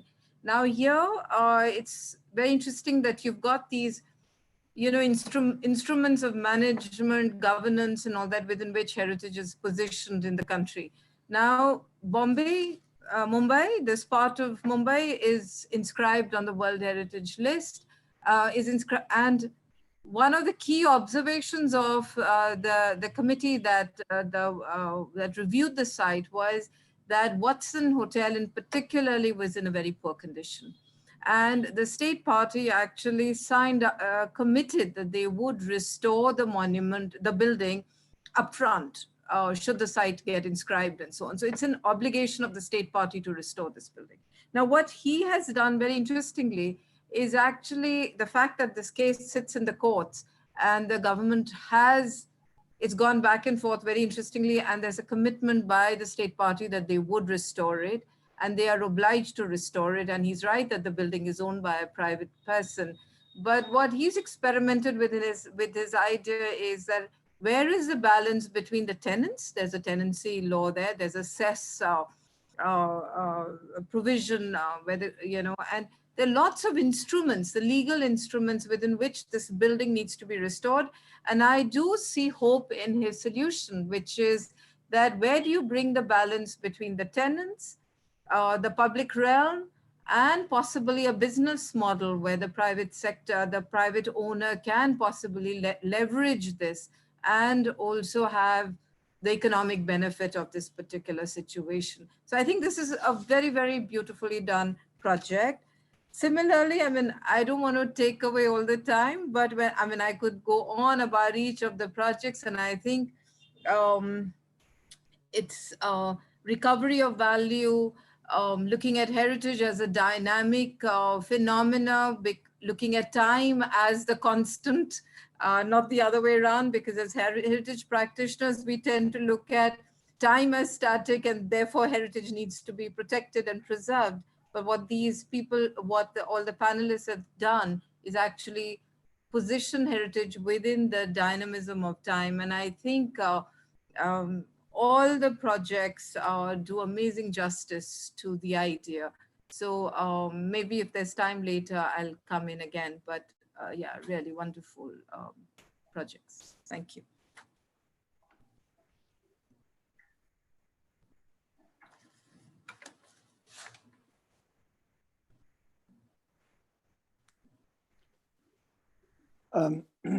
Maybe I can just sort of pick up a bit on this. I think one of the themes of all five, and the reason that ownership becomes important is that ownership implies time beyond completion. It also implies the control of the use of the building. And so, for instance, in the Watson Hotel, for instance, we see that there are individual offices and there are shared spaces, etc. And so you wonder who is looking after the shared spaces. Is it a consortium of lawyers or people who occupy small offices? Or is it a cooperative? Or is it a trust? And how does the life of the building continue? And this is where I'm interpreting time in terms of ownership and control. The same might apply to the coal mine in Nagpur. That is, and I see this in a greater environmental context as well. So this landscape has been ravaged by industry over the last, God knows how many decades. And how is this restored to the community in an environmental way, which we saw a little bit of, but also in terms of the people who lived there traditionally? How are their lives and how are the lives of the generations coming restored, and to what extent do they have control? And can the restoration be as radical, in technologically speaking, as the mining? And if so, who is taking that radical action? Is it the architect, or is it a consortium of the people who basically own the landscape? And then we come to Mysore and the ephemeral dynamics of an urban insert. It seemed to me there was a contradiction here. First of all, let me talk about conflict, the time-memory conflict. I don't see it as a conflict. I see this as more a dialectic. And a dialectic is much more dynamic in terms of setting one thing against another, with the promise, and it may be like the end of the rainbow, the promise of a synthesis. So the dialectic that I see in that last project that we saw in Mysore is we have an architect dictating the terms of how this looks. And it seems to me there is a contradiction in proposing the ephemeral and at the same time creating some drawings which show what that ephemeral looks like. So I think that the process necessarily becomes part of the discussion of how time and memory are controlled into the future. But I'll leave it at that. Can I say something? Yeah. Yeah. You know, one of the original intentions of the forum was to discuss what was going on in the schools. And this sample of 5 projects is slightly worrying in my mind. Not slightly, it is indicative of many things that are happening in our society. Here, if I can be a little blunt, the architect becomes one who makes something acceptable, makes something which was a real ravage, or something which was really something horrid that happened. And the architect becomes somebody who makes a palatable, acceptable kind of, who softens the impact. Whether it is at Shanti Niketan, or is it in Shahpur, or in Nagpur, Mysore, Watson, in every case, the huge forces of power and money which are tearing society to bits and which are ravaging environments across. I wonder whether there is any space in schools for a more radical questioning, for a student who says no project, for a student who says this will not, there's no architecture to be done here. And I think it is time that we started considering this as one of the aims of education. This is not to find fault with the young people who have done a great deal of work and found quite good architectural resolutions. But I think it is a question to all of us who are connected to the academy as to whether we have relapsed into a kind of comfortable, super interior designer mode. Urban design becomes a kind of interior design. And I think this is a question which will perhaps arise in my fear is that it will arise in every section of the forum. But let's see. Chaya, thank you for those comments. Guys, the projects that we saw today, really wonderful and very well thought out in terms of the terms that were given to you probably from your training, but also in terms of your own thought processes and kind of arriving at quite high levels of resolution. You know, we have a joke here, which is to say that reviews, when they happen, you know, because in the US system, I don't know if this is more true of CEPT today or Indian schools today than when I was there. You know, most of the reviewers actually come from other schools. And the typical tendency of the review is then not to pay attention to the students' work, but for the faculty to fight amongst themselves. So you might be seeing something of, you know, which in a way, what happens is that, you know, architects don't read and write a lot, but what they do is they talk a lot. And then through the vehicle of the review, that's where the discipline evolves. That's where the fights happen, and the students are sort of mute witnesses to these older blahs talking amongst themselves. And there is the hope that something is learned in that sort of transference. So forgive me for talking in that way, because actually it may be an opportunity still for learning. But I completely agree with Chaya.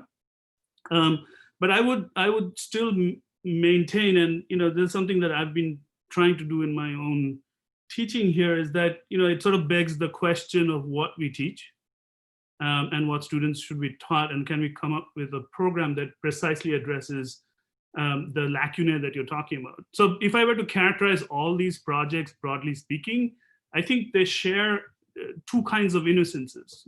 One is the mid-20th century modernist innocence, that somehow if you create space, right, and you somehow say that there's going to be interaction there, that people are going to interact in the way that you think they are. And that is not, you know, I mean, that in itself is a kind of innocence.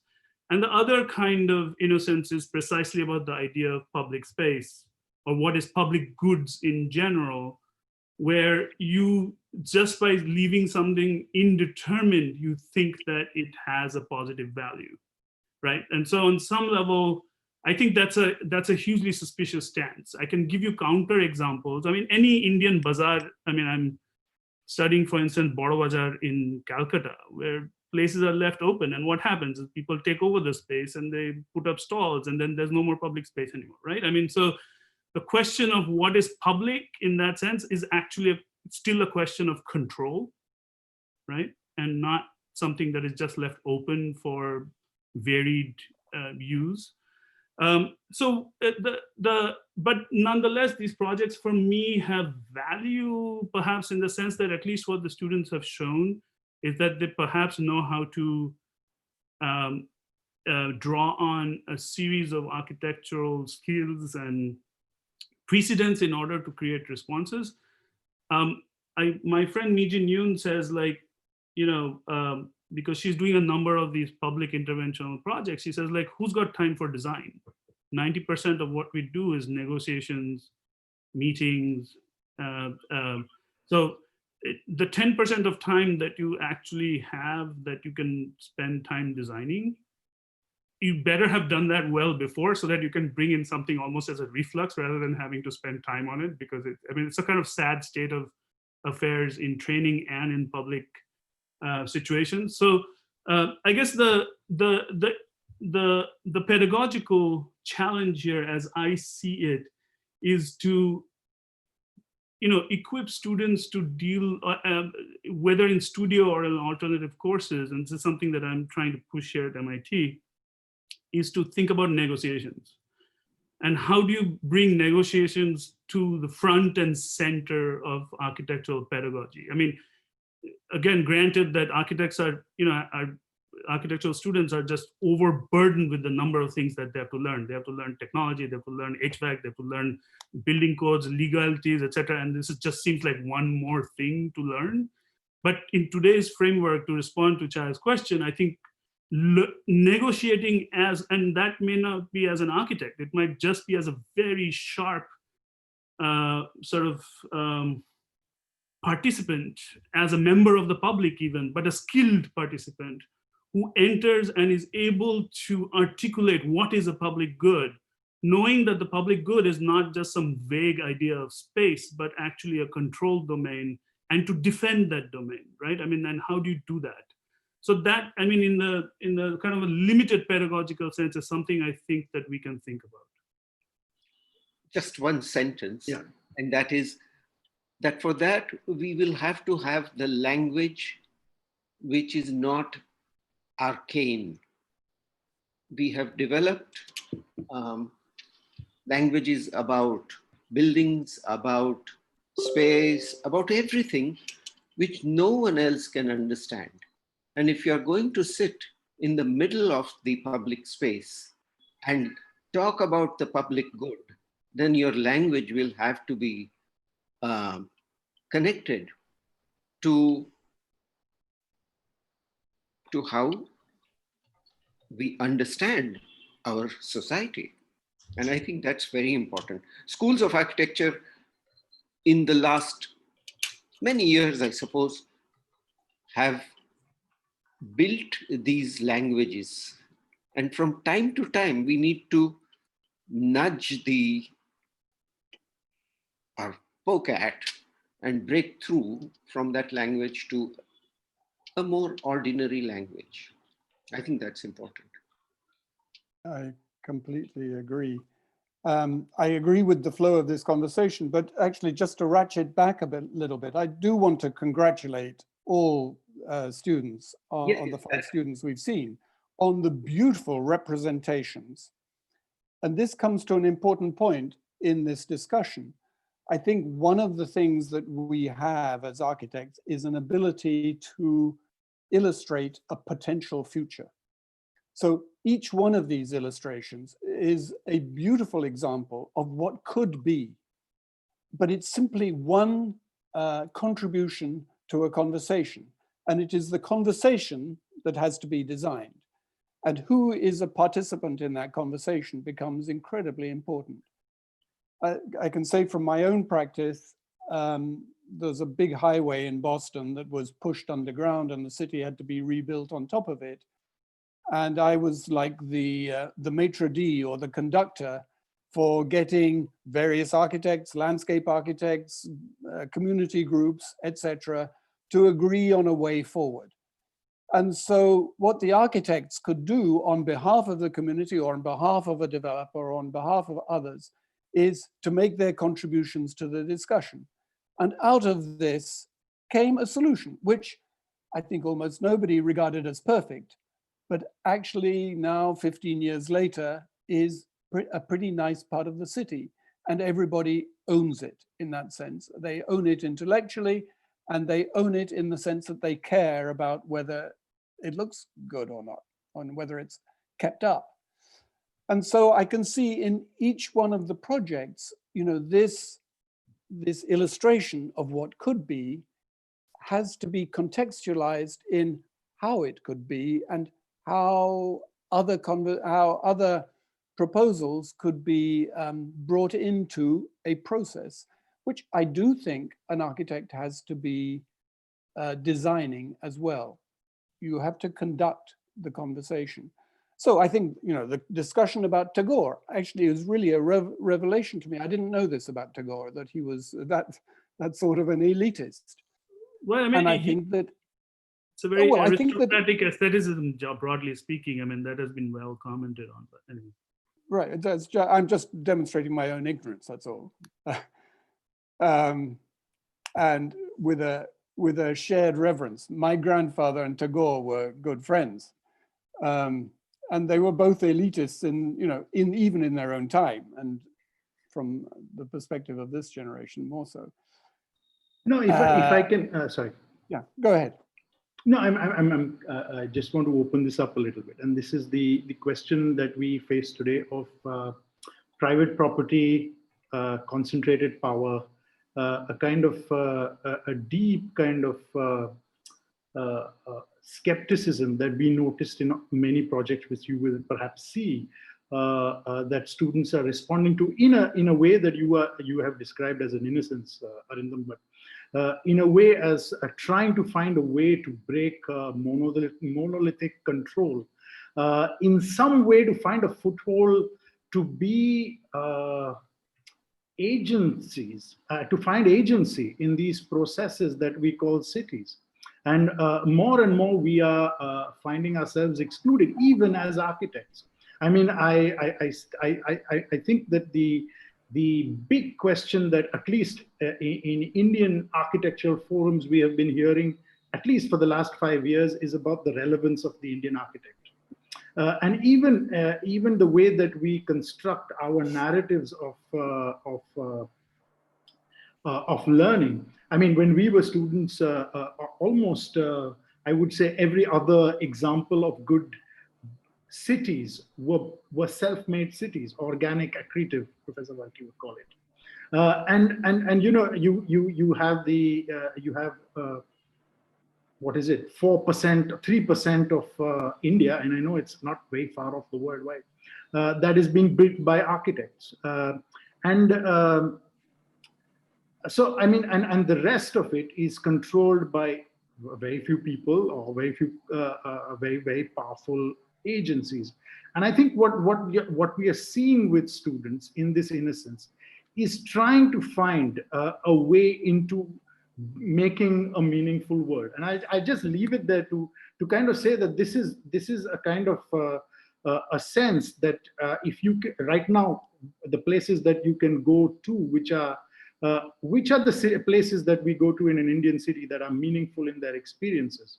I think this is an important question that we must ask if we are expecting a kind of vision of or kind of trajectory for the future. Sorry, Arindam, please go ahead. No, that's fine. I dispute the fact of this kind of view of old Indian cities as accretive. I mean, in fact, I mean, what is public space in the old city is itself a begged question. I mean, if you look at the poles, they're control domains. They're not, if you look at the Shahpur project that Karthik presented, I mean, it's about, in fact, segregation of castes, right? And of religion. I mean, so what is the leftover begged, which is the old idea of the commons, becomes the major beg question, because some people are not allowed in certain spaces. Yeah. And nobody could traverse the city without, you know, any obstruction. I mean, that didn't exist in the old city. It's just a false nostalgia. No, right? No, absolutely. So in a way, what we are seeing today is just yet another manifestation of similar interest dynamics. So for instance, if you take a train station, I've actually spoken, we did some train station projects in Eastern India. And it was a similar thing, like, can we get, because there's all this traffic and also there's all this commerce on train stations, can there be a kind of, you know, putting together of the two so that both the railways and the surrounding commercial community can benefit from the use of railway station land, right? Which, I mean, Indian Railways is the second biggest landowner in India after the military, and both of them are horrible landowners. They will not let anybody else, no public function on their land.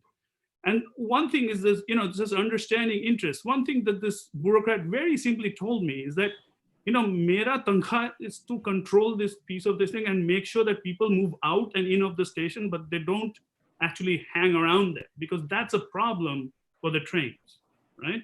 So even to understand the basic interest, that for the bureaucrat, his job is to make sure that passengers really flow, and there's no, I mean, what happens if there's a riot in this public space that you're creating for political rallies in the middle of a train station? I mean, you can have a horrific situation. I mean, everybody in that division will get transferred to some God knows boondocks, you know, once those things goes wrong. So understanding very clearly what are the stakes, even if you want to work at public space, learn to, you know, sort of concretize stakes, and Gurmeet sort of hinted at this, is also to think about monetizing it, to understand what are the trade-offs. I mean, you don't have to monetize everything, but you have to understand what the trade-offs are, why somebody will not give up a piece of property that they own currently simply towards the vague idea of a nice space that everybody can use, because there's no such thing, right? So that's the kind of, so by that, on that note, Riaz, I want to say that I think it doesn't particularly matter whether the conception is incomplete or complete. because you may have to, incomplete is as complete as any completion can, you know, you may have to give it up anyway.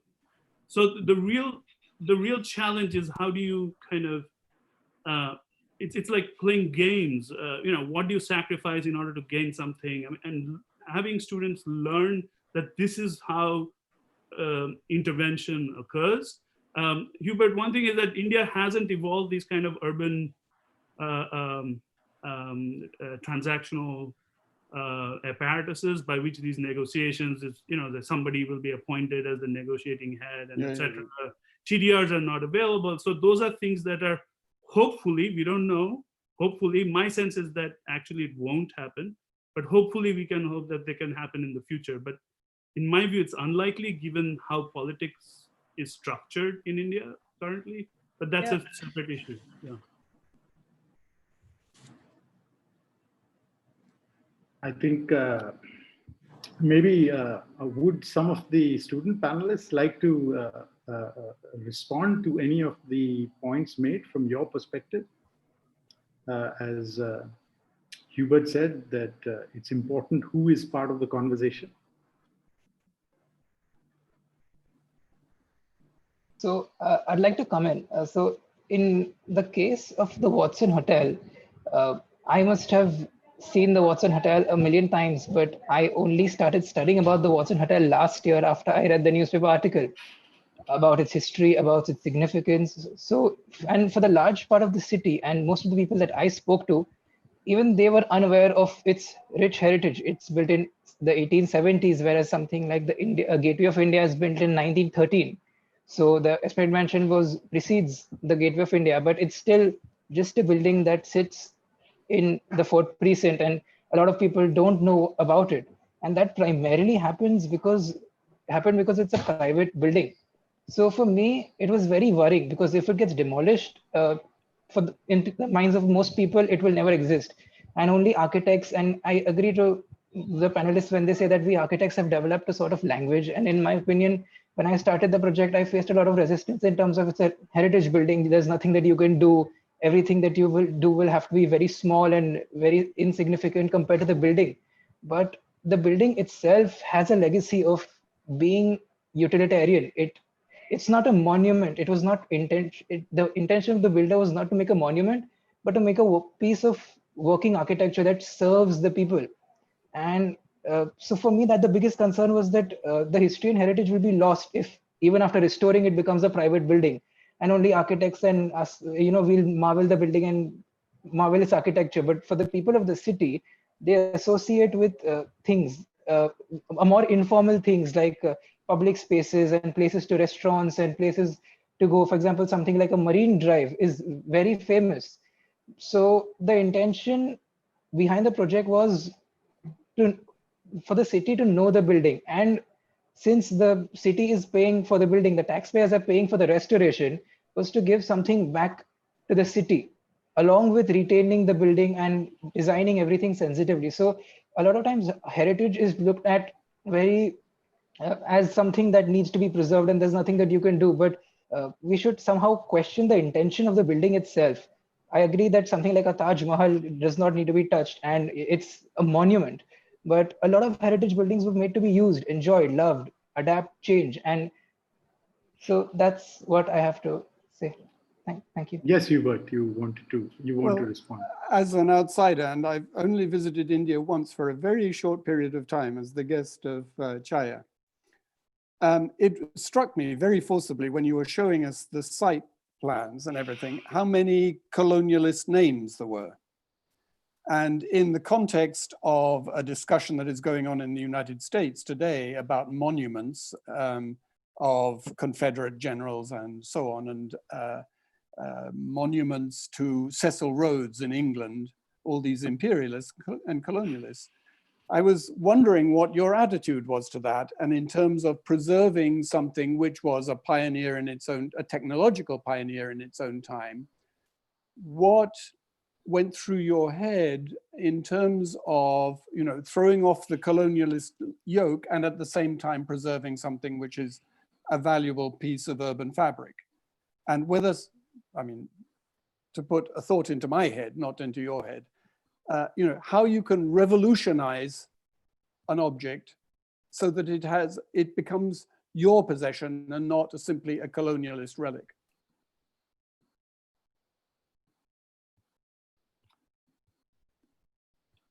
If I've understood the question correctly, firstly, the whole idea firstly started by studying what the building stood for, its history, its heritage, the way it challenged the height restriction even back then. It's the only cast iron building, and again, it started studying the building, and then later on also study the context that it's sat in. And my first exercise was to see what needs to be preserved. So according to the study, the front facades were the ones which were extremely visible and formed the larger experience and imageability of the building and formed a part of the streetscape. So for me, it started with the first question was what needs to be preserved, and everything that followed came later. For example, then I started putting my service cores, my utilities along the sides, and they so such that they're not clearly visible. So I hope that's answered. So for me, it was an exercise of not really so to respect history and heritage. Sometimes there are, in my opinion, there are two ways. You can either mimic, copy, and you manufacture elements that look the same and put it on, or the additions that you do have to be so different from what is already existing that they both sort of look and feel different and not try to fit in. So my approach was the second approach, wherein in order to truly respect the heritage, my additions didn't try to look like them, because even no matter how hard you try, you still can't replace the original. So let me ask you this. Sorry, go ahead. No, go ahead, Arindam, please. This is about both Ketki and Tushad's projects, because there's an issue of material degradation, right? Half-lives of minerals, the rust in iron, all of these. I mean, so in that sense, the material itself has a memory. Forget about whether it's colonial or not colonial. It has a certain way of living its death and going into ruin. In both projects, I think there's a question of externalities. I mean, you could say that the Watson Hotel is a public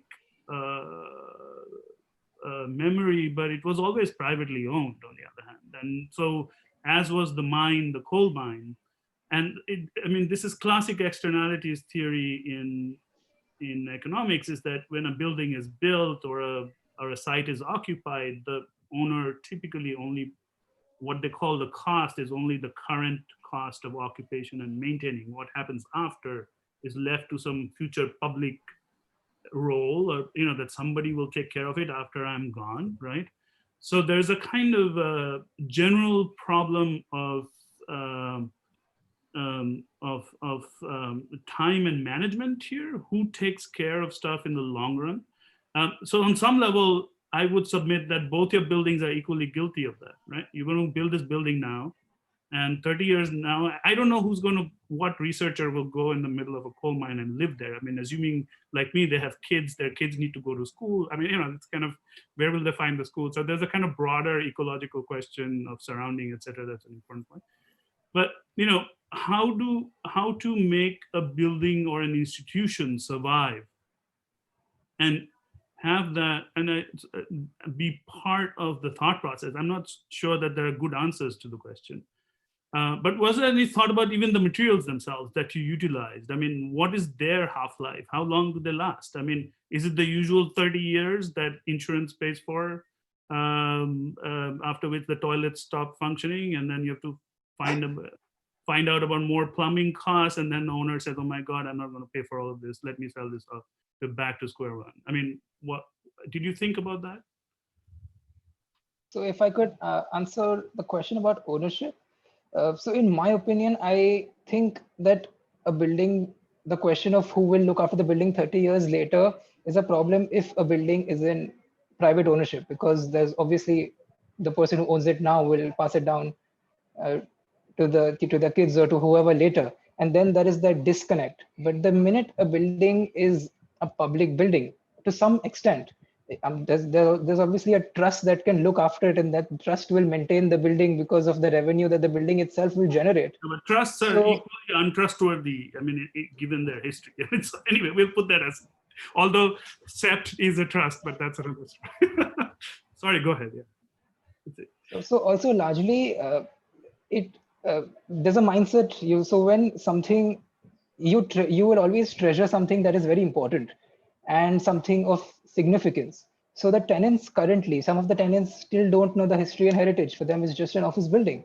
So, and they've made modifications, they've made lofts, they've cut down windows and added window ACs. Some of them have built attached toilets.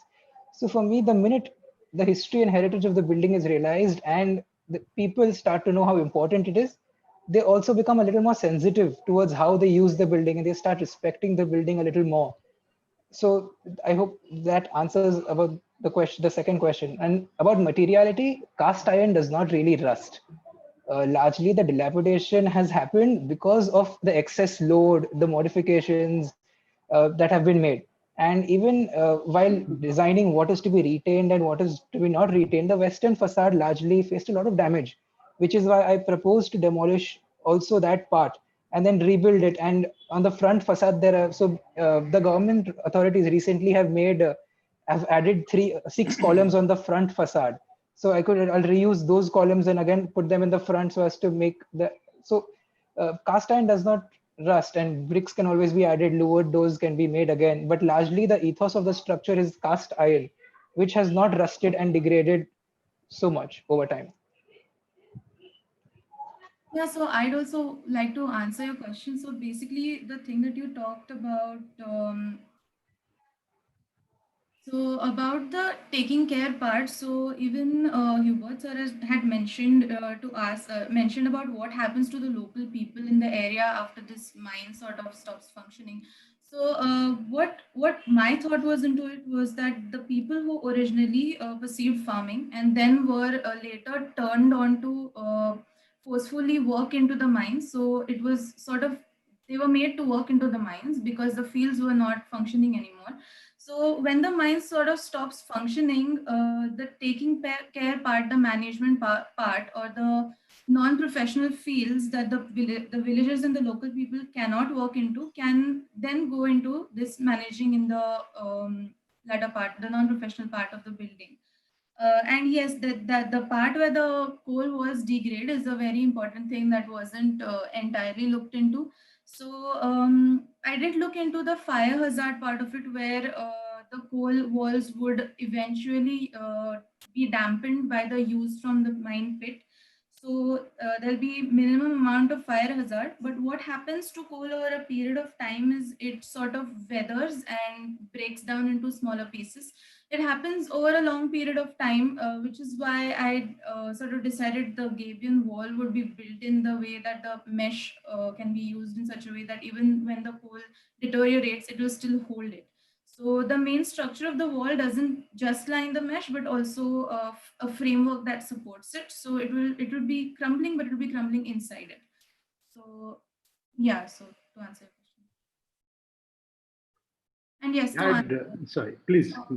Yeah, no, just the earlier questions that had answered, that the answer had lost into a million things that I said. So basically, the quality of coal that is there is the bituminous coal, which is the medium level. So it's not the best, it's not the worst, it's medium. And it has produced, until 2018, it had produced 315 billion metric tons. So that is extreme amount of coal that were generated. And the toxicity of it, if you consider a small amount, it's negligible, but because it happens over such a large area for such a long period of time, it becomes really toxic for the environment. Well, actually, that leads into, thank you for that information, because it leads into the point that I was going to make. What I was struck by in all 5 projects, what was missing was any thought about the environmental threats which face us all. In different ways, but I mean, a major generational threat for us, apart from nuclear war, is the environment, global warming, sea level rise, etc., etc. And I mean, I think, if I may, offer this as a negative criticism of the discussion, is that the environmental discussion is not featuring. And this is not to be reductionist and to say everything has to have solar panels on it, or everything has to be raised on stilts to avoid the water flooding you. But it is, I think there are, in each one of the projects, there was an opportunity to incorporate something which would mitigate environmental effects. And so, for instance, in the coal mine, I think, as, if you have that intervention, the intervention should be technically concentrated on sequestering carbon in some way, and some quantification should be given to that intervention, to a design intervention, which, as it were, makes up for the huge quantity of coal that has been burned from that site. And you can develop it from there. But I think, each one of you can perhaps think of, catching rainwater, so, having solar energy incorporated into the schemes. This, the Tagore place, Shanti Niketan. I think that if you were to interrogate Tagore today, he would be very excited by an architectural proposal to make an energy conscious contribution to his campus. If I could, we did have, sorry. So I apologize for not including the environmental aspects because 10 minutes was a short, so I had to tailor the presentation. But the structure at the top allowed me to have 300 and a few more, around 300 solar panels, which take care of the natural light, so the ventilation of the public spaces and all the corridors. And also largely in this proposal, by not demolishing practically half the structure, I am saving on the material that I would need to build a whole office building from scratch. So not demolishing is again reusing half the structure. And also the new facades that I built are highly inspired from the old, because I found that they work best on a Western facade where the sun light is very direct. Having louvered doors and brick cladding really helped because it cools the inside and the old HVAC consumption reduces. So again, learning from the old building, but still trying to modernize a little, and using, again, the whole canopy has been designed for passive ventilation so that the public spaces do not need HVAC and increase the energy consumption of the building. Okay. We actually had Vishwanath Kashikar who joined us to ask a question. Kashi, you're there. Will you please come in, and you had a question. Yeah. Actually, I was happily cooking and typing in questions, and suddenly I came online. But yeah, so my question, actually, when I looked at all the projects, I realized that the complexity of the projects that students have taken in seems to demand a very collaborative kind of design exercise, or a very collaborative way of designing, where the architect is not seen as the conductor of the orchestra. So not looking at other people coming in as consultants, but rather collaborative. And I was wondering how one should look at architectural education from that perspective. And after I asked that question, Professor Chaya talked about, his fear about the kind of projects that the schools are picking up. And I would like to dovetail that also into the question, because I was really wondering whether, because it's easiest to sort of ask this question at the project level, a lot of schools are picking up these complex projects, but this to me really begs the question of architecture schools as to how would they now recalibrate themselves to deal with such complex problems in a more sort of collaborative manner rather than sitting and thinking like architects? My response to this is not to use the word collaboration, because you cannot, it's a sort of a Habermasian idea basically of the public sphere, where you assume that everybody has the same self-interest at heart. And so it's simply a matter of working out, mutual sort of good feelings, and it's really about who gets what. I think negotiation is a better term, because you have to assume that people have strong self-interest at stake. I mean, the classic, most recent example is the World Trade Center in New York, where you would say that everything like nationalist fervor, patriotism, etc., anger was riding in favor of a public space, a public sphere, public sphere, accommodating public functions within that building. And the developer was able to use the courts and other mechanisms to mostly push back on 99% of what were being proposed by everybody else, right? So you cannot assume that everybody has the same, I mean, it doesn't matter. It's not a question of well or ill intentions. You have to understand that there are asymmetries in the conversation. So collaboration is a sort of, and you have to address the asymmetries. Leaving the morality of the issue aside, but understand that this is negotiations, and you have to go in with a hard-edged view of what you want and what you don't want. And it's very important for architects to clarify that, how they're going to get that.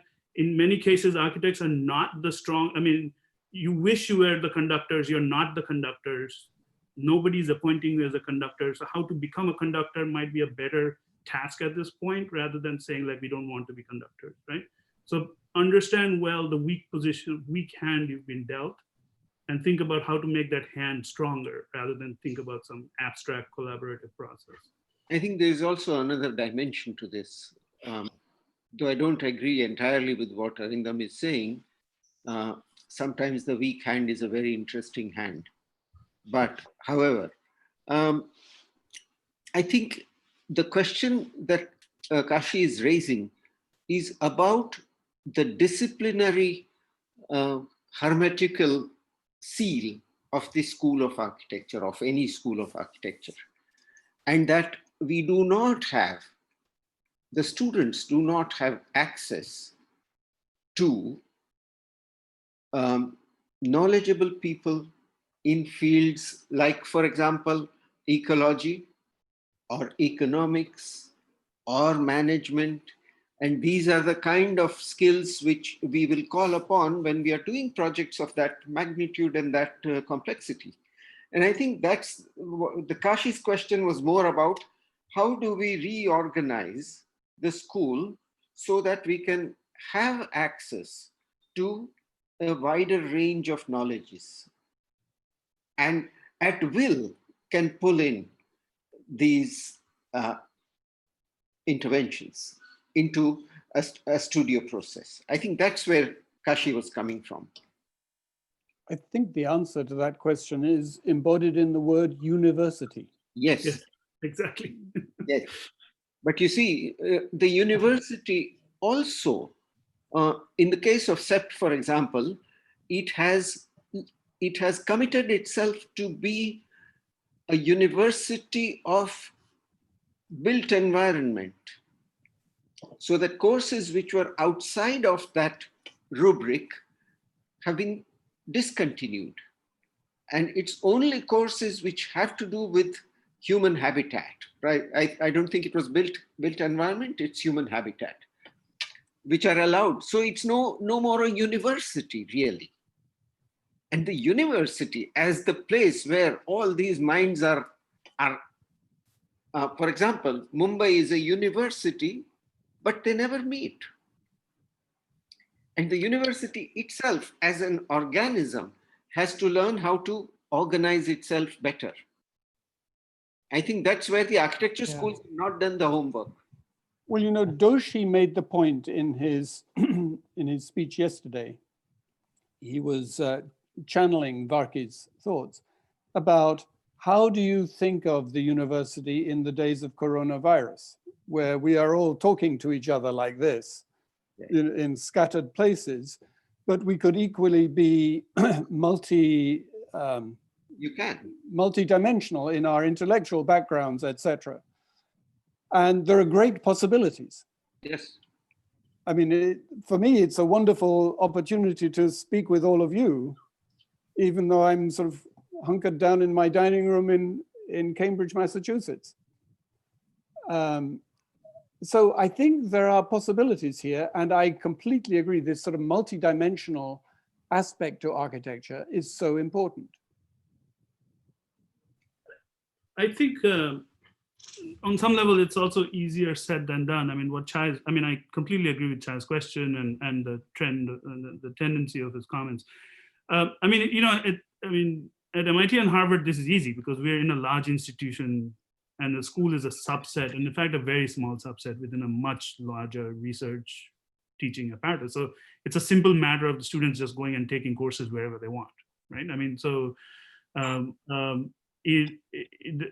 but in schools such as, let's say, the Cooper Union or the AA or SNAP, any of these, I mean, it's a different problem, and we are well aware of the problems of quote unquote degree granting universities in India, which are not really, you know, everything that Chai has pointed out. The importance of a campus where there's this kind of unified, I mean, Hubert's point that we are somehow a campus here with online, you know, interaction, which actually, I mean, I don't know, would this have happened without coronavirus? I mean, Hubert is a few miles away from me and we have not met in 10 years. I mean, I know. So the whole question of place, centrality, gathering is still a begged question, I think. And it's more so for architecture schools, which have traditionally come from the professional spectrum and have always had that challenge. But this is not unique to CEPT, I would say, nor is it. I mean, even within MIT, we find some of similar challenges, right? So there is something to be, I mean, it's not just a question of approach and, oh, wow, we are going to change. I mean, there's an institutional issue here that needs to be thought through. If I could just come in and so there was this experience of mine that I had through this building, wherein in my initial proposals, since the southern side is where I had all my utilities and ducts, I had positioned the Army Navy restaurant on along the southern facade because it's easy for the kitchen to have its ventilation ducts placed. And after doing that, I happened to speak to the owner and show the plans to the shopkeepers outside. So their response was that this will just not work because the Army Navy restaurant is an Irani cafe and it's so accessible that you still get a 10 rupee bun pav and a 10 rupee chai. And people just walk inside the Army Navy restaurant. And the minute I, as an architect trained to put all my services together, put it on the inside, I changed the way the edge of the building feels. I stop the people from just entering the space into the Army Navy restaurant, and then the entrance has to be very intentional. But right now, the way the building functions is that people just walk in and it's not something intentional. So I think as an architect, this project has really taught me to be a very good listener, is to be able to provide for people who do something, and I can provide because I have trained myself with the knowledge of how to build things, but I am building for the people. So we really need to think about what the people need. And sometimes it challenges our rationale and our decision of probably not grouping our services together. But if I were the Army Navy restaurant owner, I would not move into your building. And the reason is this, that probably the rent I'm currently paying is so low to allow me the 10 rupee maskaban or whatever you're having, because it's a rent that goes back to 70 years previous. And if the owner has come at me, I've probably caught it up in litigation, so that he can't raise the rent. To move to a new building means you have to escalate rents to current levels, and which I can't afford if I were to give the 10 rupee maskaban, as the commodity that I'm selling out of. So again, being attentive to how cities, in fact, capture different monetary time periods, debt burdens, cycles of economy that are even, they're not in the same economy. In fact, even if the building is next to each other, right? And this happens very much in market. Hawkers live that, they're pretty much assuming that they're going to pay zero rent. And because there's a Supreme Court law in India that allows them to sort of do that. So these are things also that need to be, what is it for the Army Navy person to actually move there as a basic economic prospect? So that's something to think about. But, I'll surely think about it, but from where where I look at the project right now, I don't really see that rent being increased, maybe a little bit maintenance, but I don't think it will be that much, because primarily the restoration is being paid by the government authority from the taxpayer fund. And I've read a few papers where the government authority said that we will spend the money if it's something like a marine drive. And quoting them, they said that if it's something like a marine drive or a public park, we will spend the money. But why should we spend the money on a private building? So by adding that public component, for the government authority, is just like building a public park, and the tenants and their rent and everything about the building, in my opinion, should stay the same. I obviously haven't foreseen it to that extent, but I don't think it's that drastic of a jump wherein it's far more than it is right now. Okay. May I come in here, because I think that when we started the conversation, I had framed a certain kind of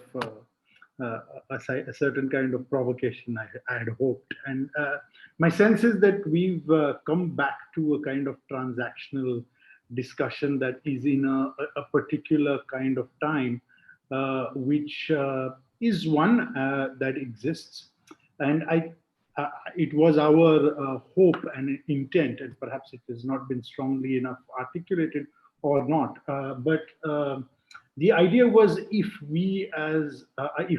there are different dimensions of time that are open to other imaginations, which are, as Hubert talked about, which are ecological and have a larger geographical or other logics coming in to engage with those that we work with building.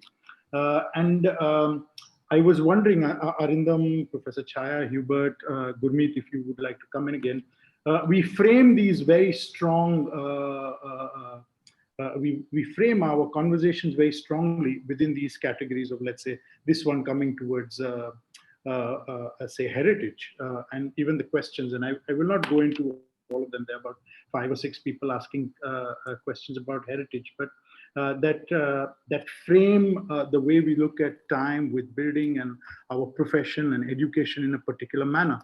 And if we are saying that we want to engage in new ways in order to be part of the negotiations that make the city and make the world around us, do we not need to then open up to an imagination of these that we can engage with? I'll leave it at that.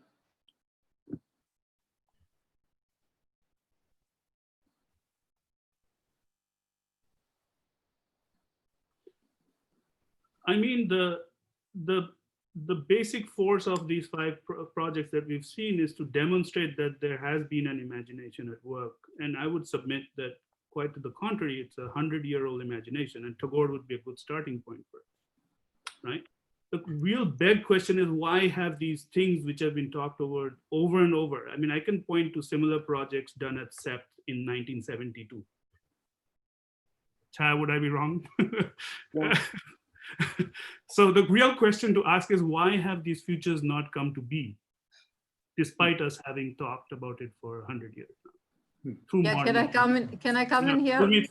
Yeah, because why they didn't come into being in the 70s is because we did walk the earlier steps to arrive there.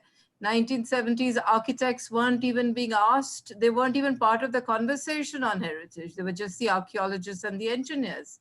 So you had to go through the process to be able to arrive where you are. Because, I mean, what I'm saying is that I've been in the profession for 25 years now. And in fact, I would say I'm the first generation conservation architect in the country.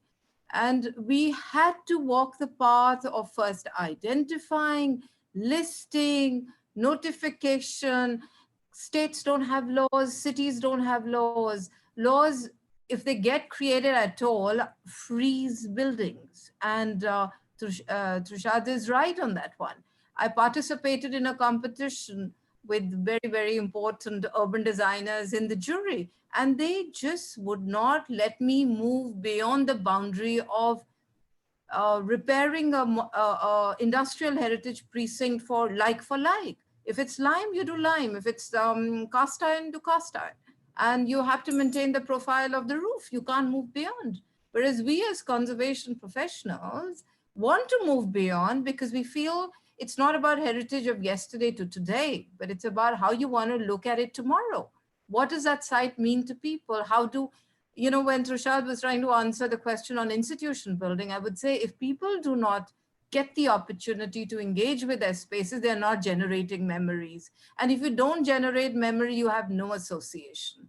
And you therefore do not want to protect any, and when I say protect, because I'm into the business of using the word, but you don't want to work with principles of inclusive spaces. You don't want to work with principles of equitable principles or local narratives. It's all about a national history or a regional history, but nothing about me, my neighborhood, my, you know, previous generation, what did they contribute to a particular neighborhood?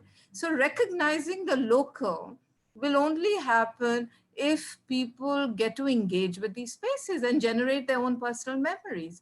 And Indian practice today is still working with the colonial rules, and all creative minds within 5 years of finishing their programs in their colleges of architecture have to purge all imagination in the if you're working in heritage sector. In fact, there was a time when we began our practice about 10 years ago, we weren't getting creative minds engaging with heritage. In fact, that was very, very unfortunate. If you look at people applying for courses in conservation or used to be, if you don't get urban design, if you don't get your urban planning, okay, then you go for conservation. Why are you doing conservation? You need master's program to go and start teaching.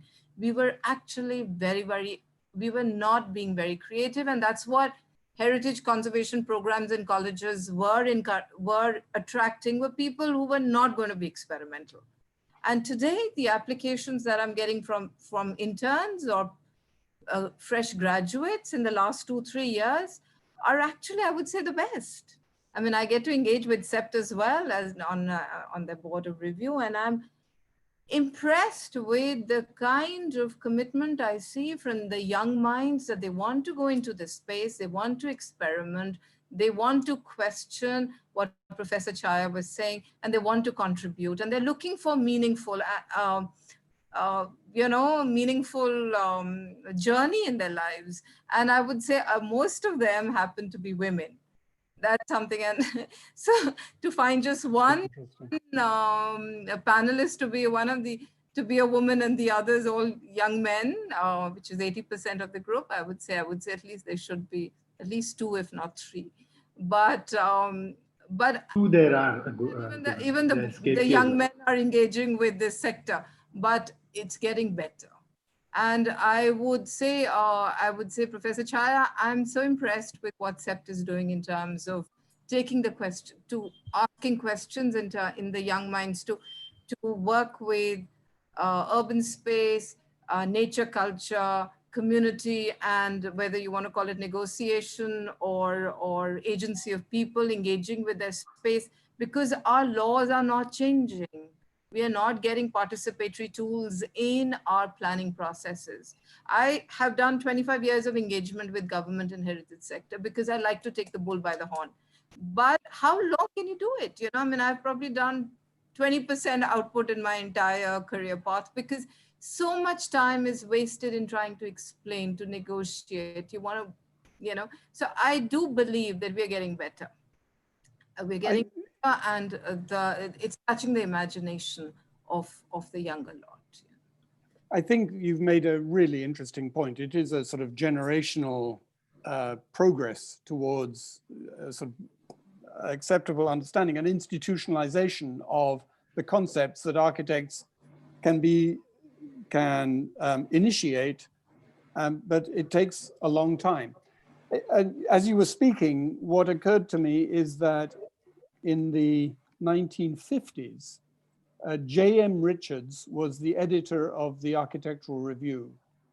And he wrote a book, but it was originally various editions of the Architectural Review called The Functional Tradition.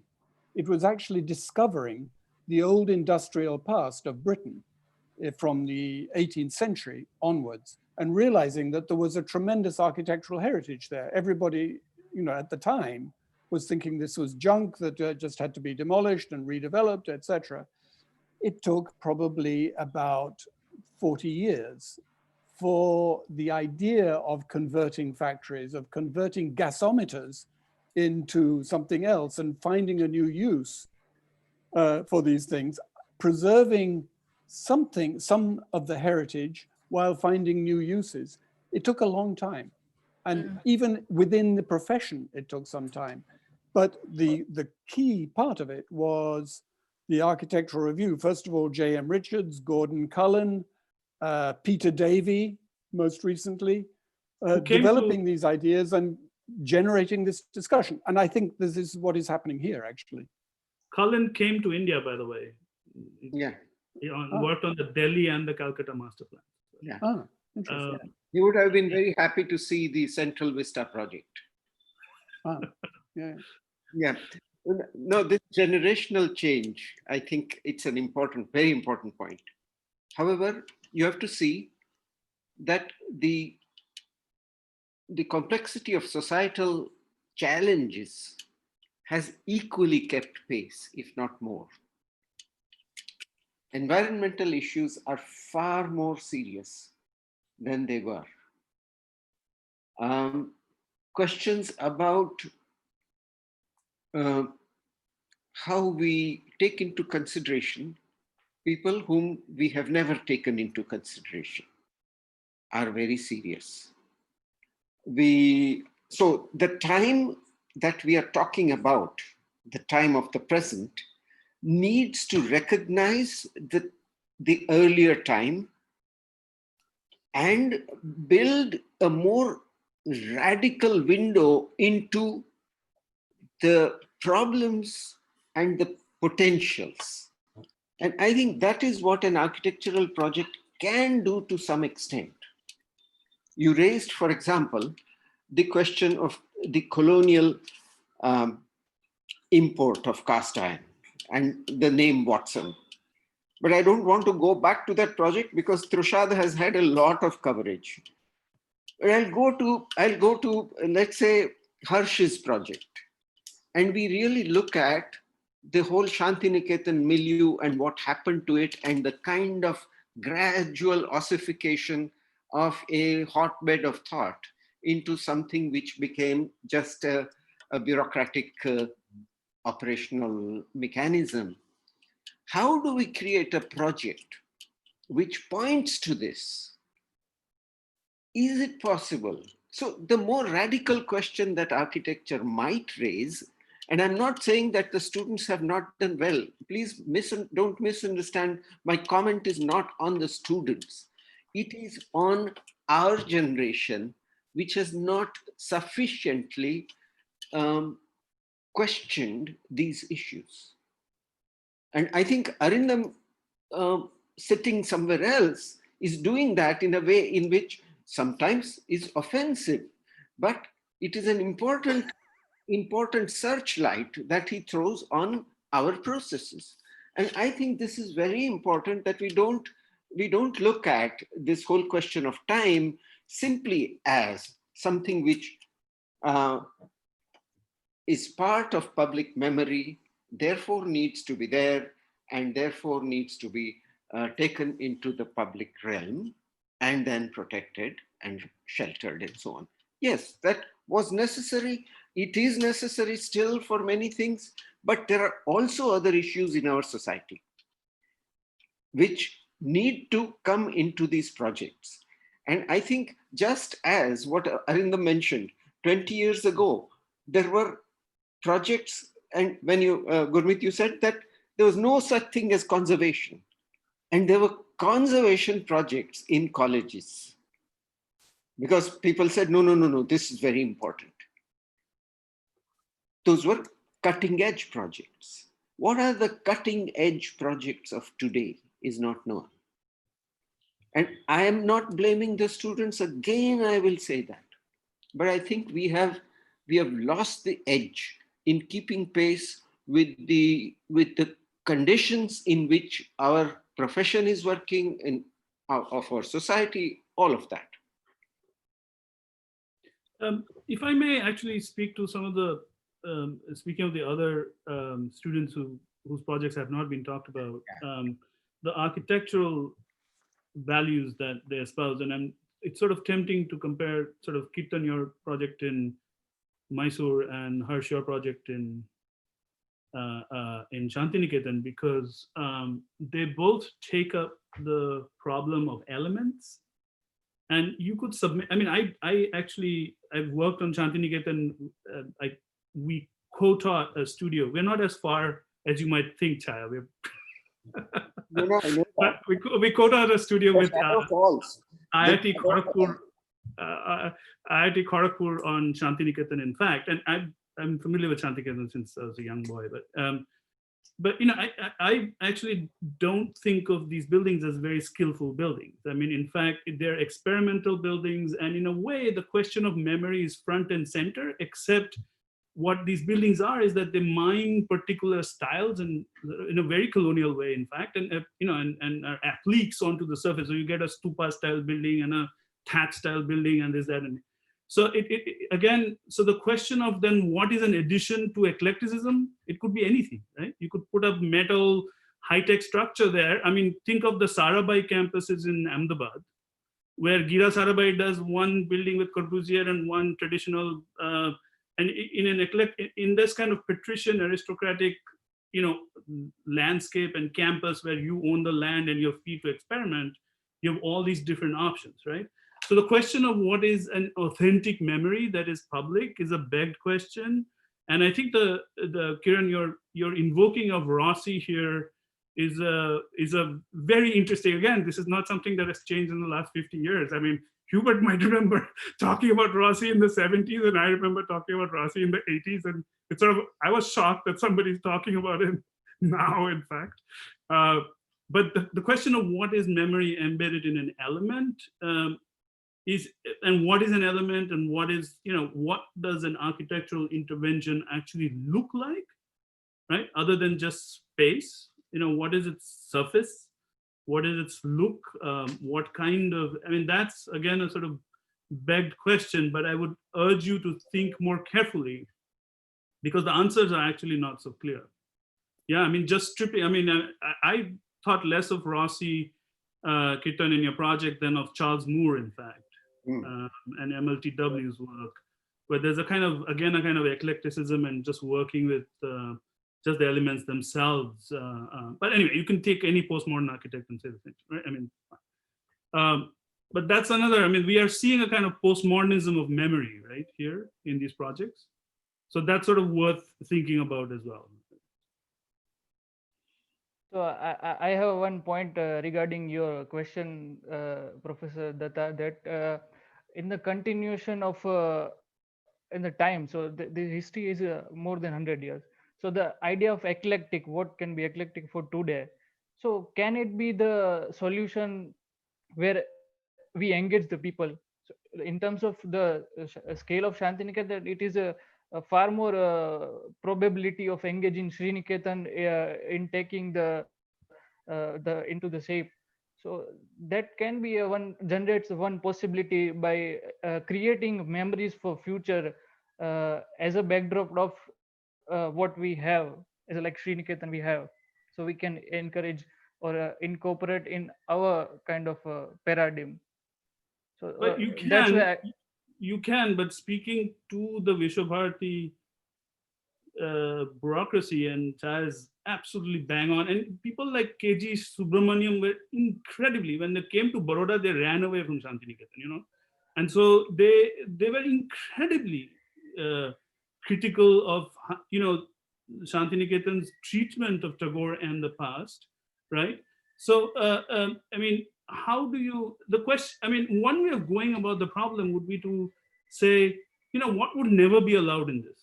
So Shanti Niketan itself is actually a very self-contained entity. They don't care a damn about Bolpur, right? So the project that we're doing is to do a town plan for Bolpur and Shanti Niketan, which links Shanti Niketan, the Bolpur area, because there's Shanti Niketan, Bolpur has become this retirement community for elderly Bengalis to move there. And, you know, so then the big question is like, is the real need of Shanti Niketan not more student facilities than elder care facilities, which is something, you know, so you have to really be much more realistic about needs if you're going to sway the administration. I mean, this is an administration that for 100 years did not allow Tagore music to be played with any other accompaniment than a tabla and a harmonium. You couldn't use guitars, you couldn't use bongos, you couldn't use synthesizers. I mean, you know, it's a very hidebound bureaucracy. So well, in this is, yeah. Yeah, go ahead. This is generally true of sort of utopian foundations, you know, so think of Arco Santi or think of Auroville, you know, they are bound by their own rules. And I'd like Gurmeet's comment on this. I think in the larger society, we become hidebound by our own rules in terms of preservation, for instance. You know, we feel that if we are to preserve, then everything has to be preserved pristine. And the notion of improvising on the music or improvising on an existing building is prohibited. And, you know, certainly that was true of Arco Santi. It was actually true of Frank Lloyd Wright's, you know, Taliesin, you know, that is, you know, a very rigid outlook on things. So how do we sort of keep the muse flowing? You can buy a Frank Lloyd Wright Usonian house for $40,000 in the US today. That's incredibly cheap. And the reason why is that because they're all landmarked, nobody wants to go into them, so there are no buyers. Oh, so we can't move. So the buildings are cratering because they're made of plywood, but they're preserved, and nobody wants to take on the cost of preserving them. Right. So that's that. You know. Anyway. Yeah. Again, I just want to. I kind of know the answer is not that clear, but then the moment I completed the presentation, the first question that came was, who owns it, and the second question that came was, how do you maintain it? And my reply started with kind of every public place kind of needs to answer this. And then now how I kind of saw this was that when you try to give something to the community, then again how Trushat kind of took it, I said that there will be something like a trust, which will be both private and public in order to get that. Now, keeping all those answers away, when Arindam was trying to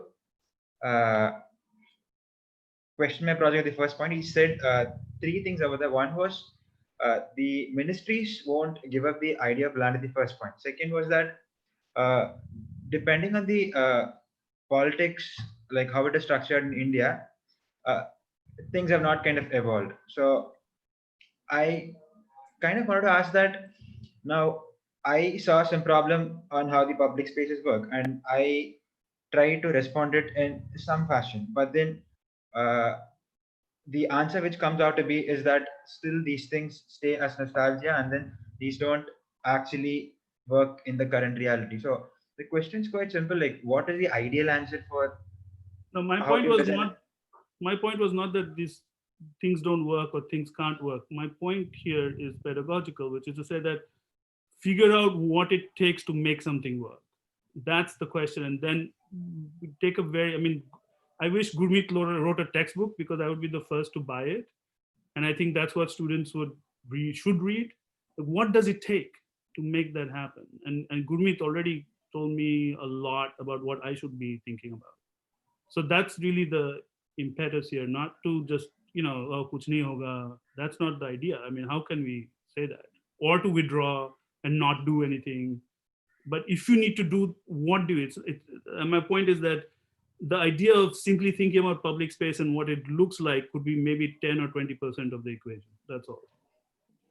Let me give you a very small example of this. A couple of years ago, I was asked to design a kindergarten in one of the refugee camps in Palestine. And the people who invited me, I said, look, you know, building the building is the easy bit. It was actually converting an existing building for this and to make a playground associated with it. So the hard thing is for people to embrace this and to know what it is they're embracing. And so we designed a process whereby a small team of mainly Palestinians with a couple of foreigners like me, going around interviewing a lot of parents in the refugee camp, asking what their aspirations were for their children just born or children about to be born, etc. And from that, again, with participation and review by parents, we asked them, you know, how do we develop this curriculum? What do you think about what we have put down as our principles? And one of the principles was in the process of construction. That is, they were really adamant that they wanted local people from the camp to be involved in the construction. Well, then coronavirus struck and there is 100% unemployment. But we have got 11 people building this kindergarten, all from the camp, the electricians, the plumbers, everybody. And they are supporting 81 living souls within that camp with income. And it has become incredibly important. So the kindergarten architecturally is very modest, but the people are completely embracing it. They will not let Israelis demolish it. They will not let anything foil this thing. It is theirs. So I would apply the same principles to the metro station and to the, you know, to the playing fields and to the gym and the bicycle rack and what have you. Make it theirs.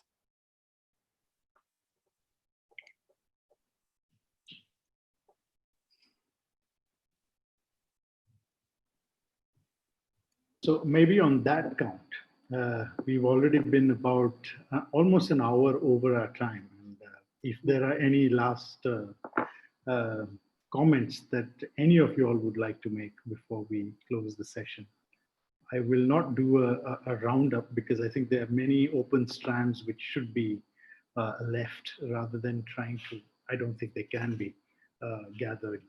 So if there's any last comments that anyone would like to make. Well, as the foreigner, let me say how very honored I am to be part of this discussion and how I was actually slightly intimidated, and I sent an email to Arindam last night saying, what the hell are we supposed to be doing here? And we both decided we'd wing it. And I'm very happy to have been winging it and enjoying this discussion.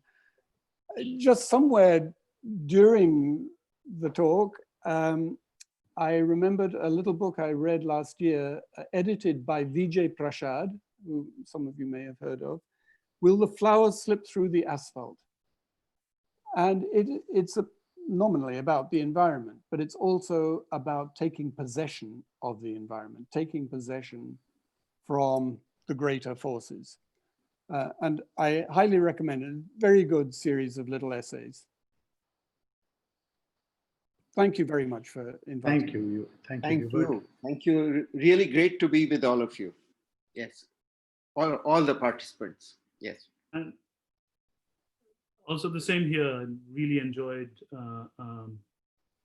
looking at the projects. There's a lot of thought in the projects, and I think we take it from here. Yeah. Yeah, thank you very much. It was really, really enlightening. Thank you all. And we will close the session on that. Thank you, Riyaz. Thank you so much, everyone, for joining us today. It indeed has been an insightful discussion. So definitely these conversations are going to stay with us, and all of us are going to reflect back on our thoughts. So I would also like to thank once again everyone on behalf of KVDF team for joining us today on Zoom, as well as on Facebook and on YouTube. Now, do join us tomorrow from 7 p.m. onwards for an engaging D-Talk between Gurmeet Rai and Arindam Dutta. Also, do visit the website for all the information and for the schedule and details. And also do stay tuned on Instagram and Facebook. And once again, thank you so much, everyone, for joining with us. Thank you. Bye. Thank you. Bye-bye. Thank you so much. Thank you. Thank you for having us.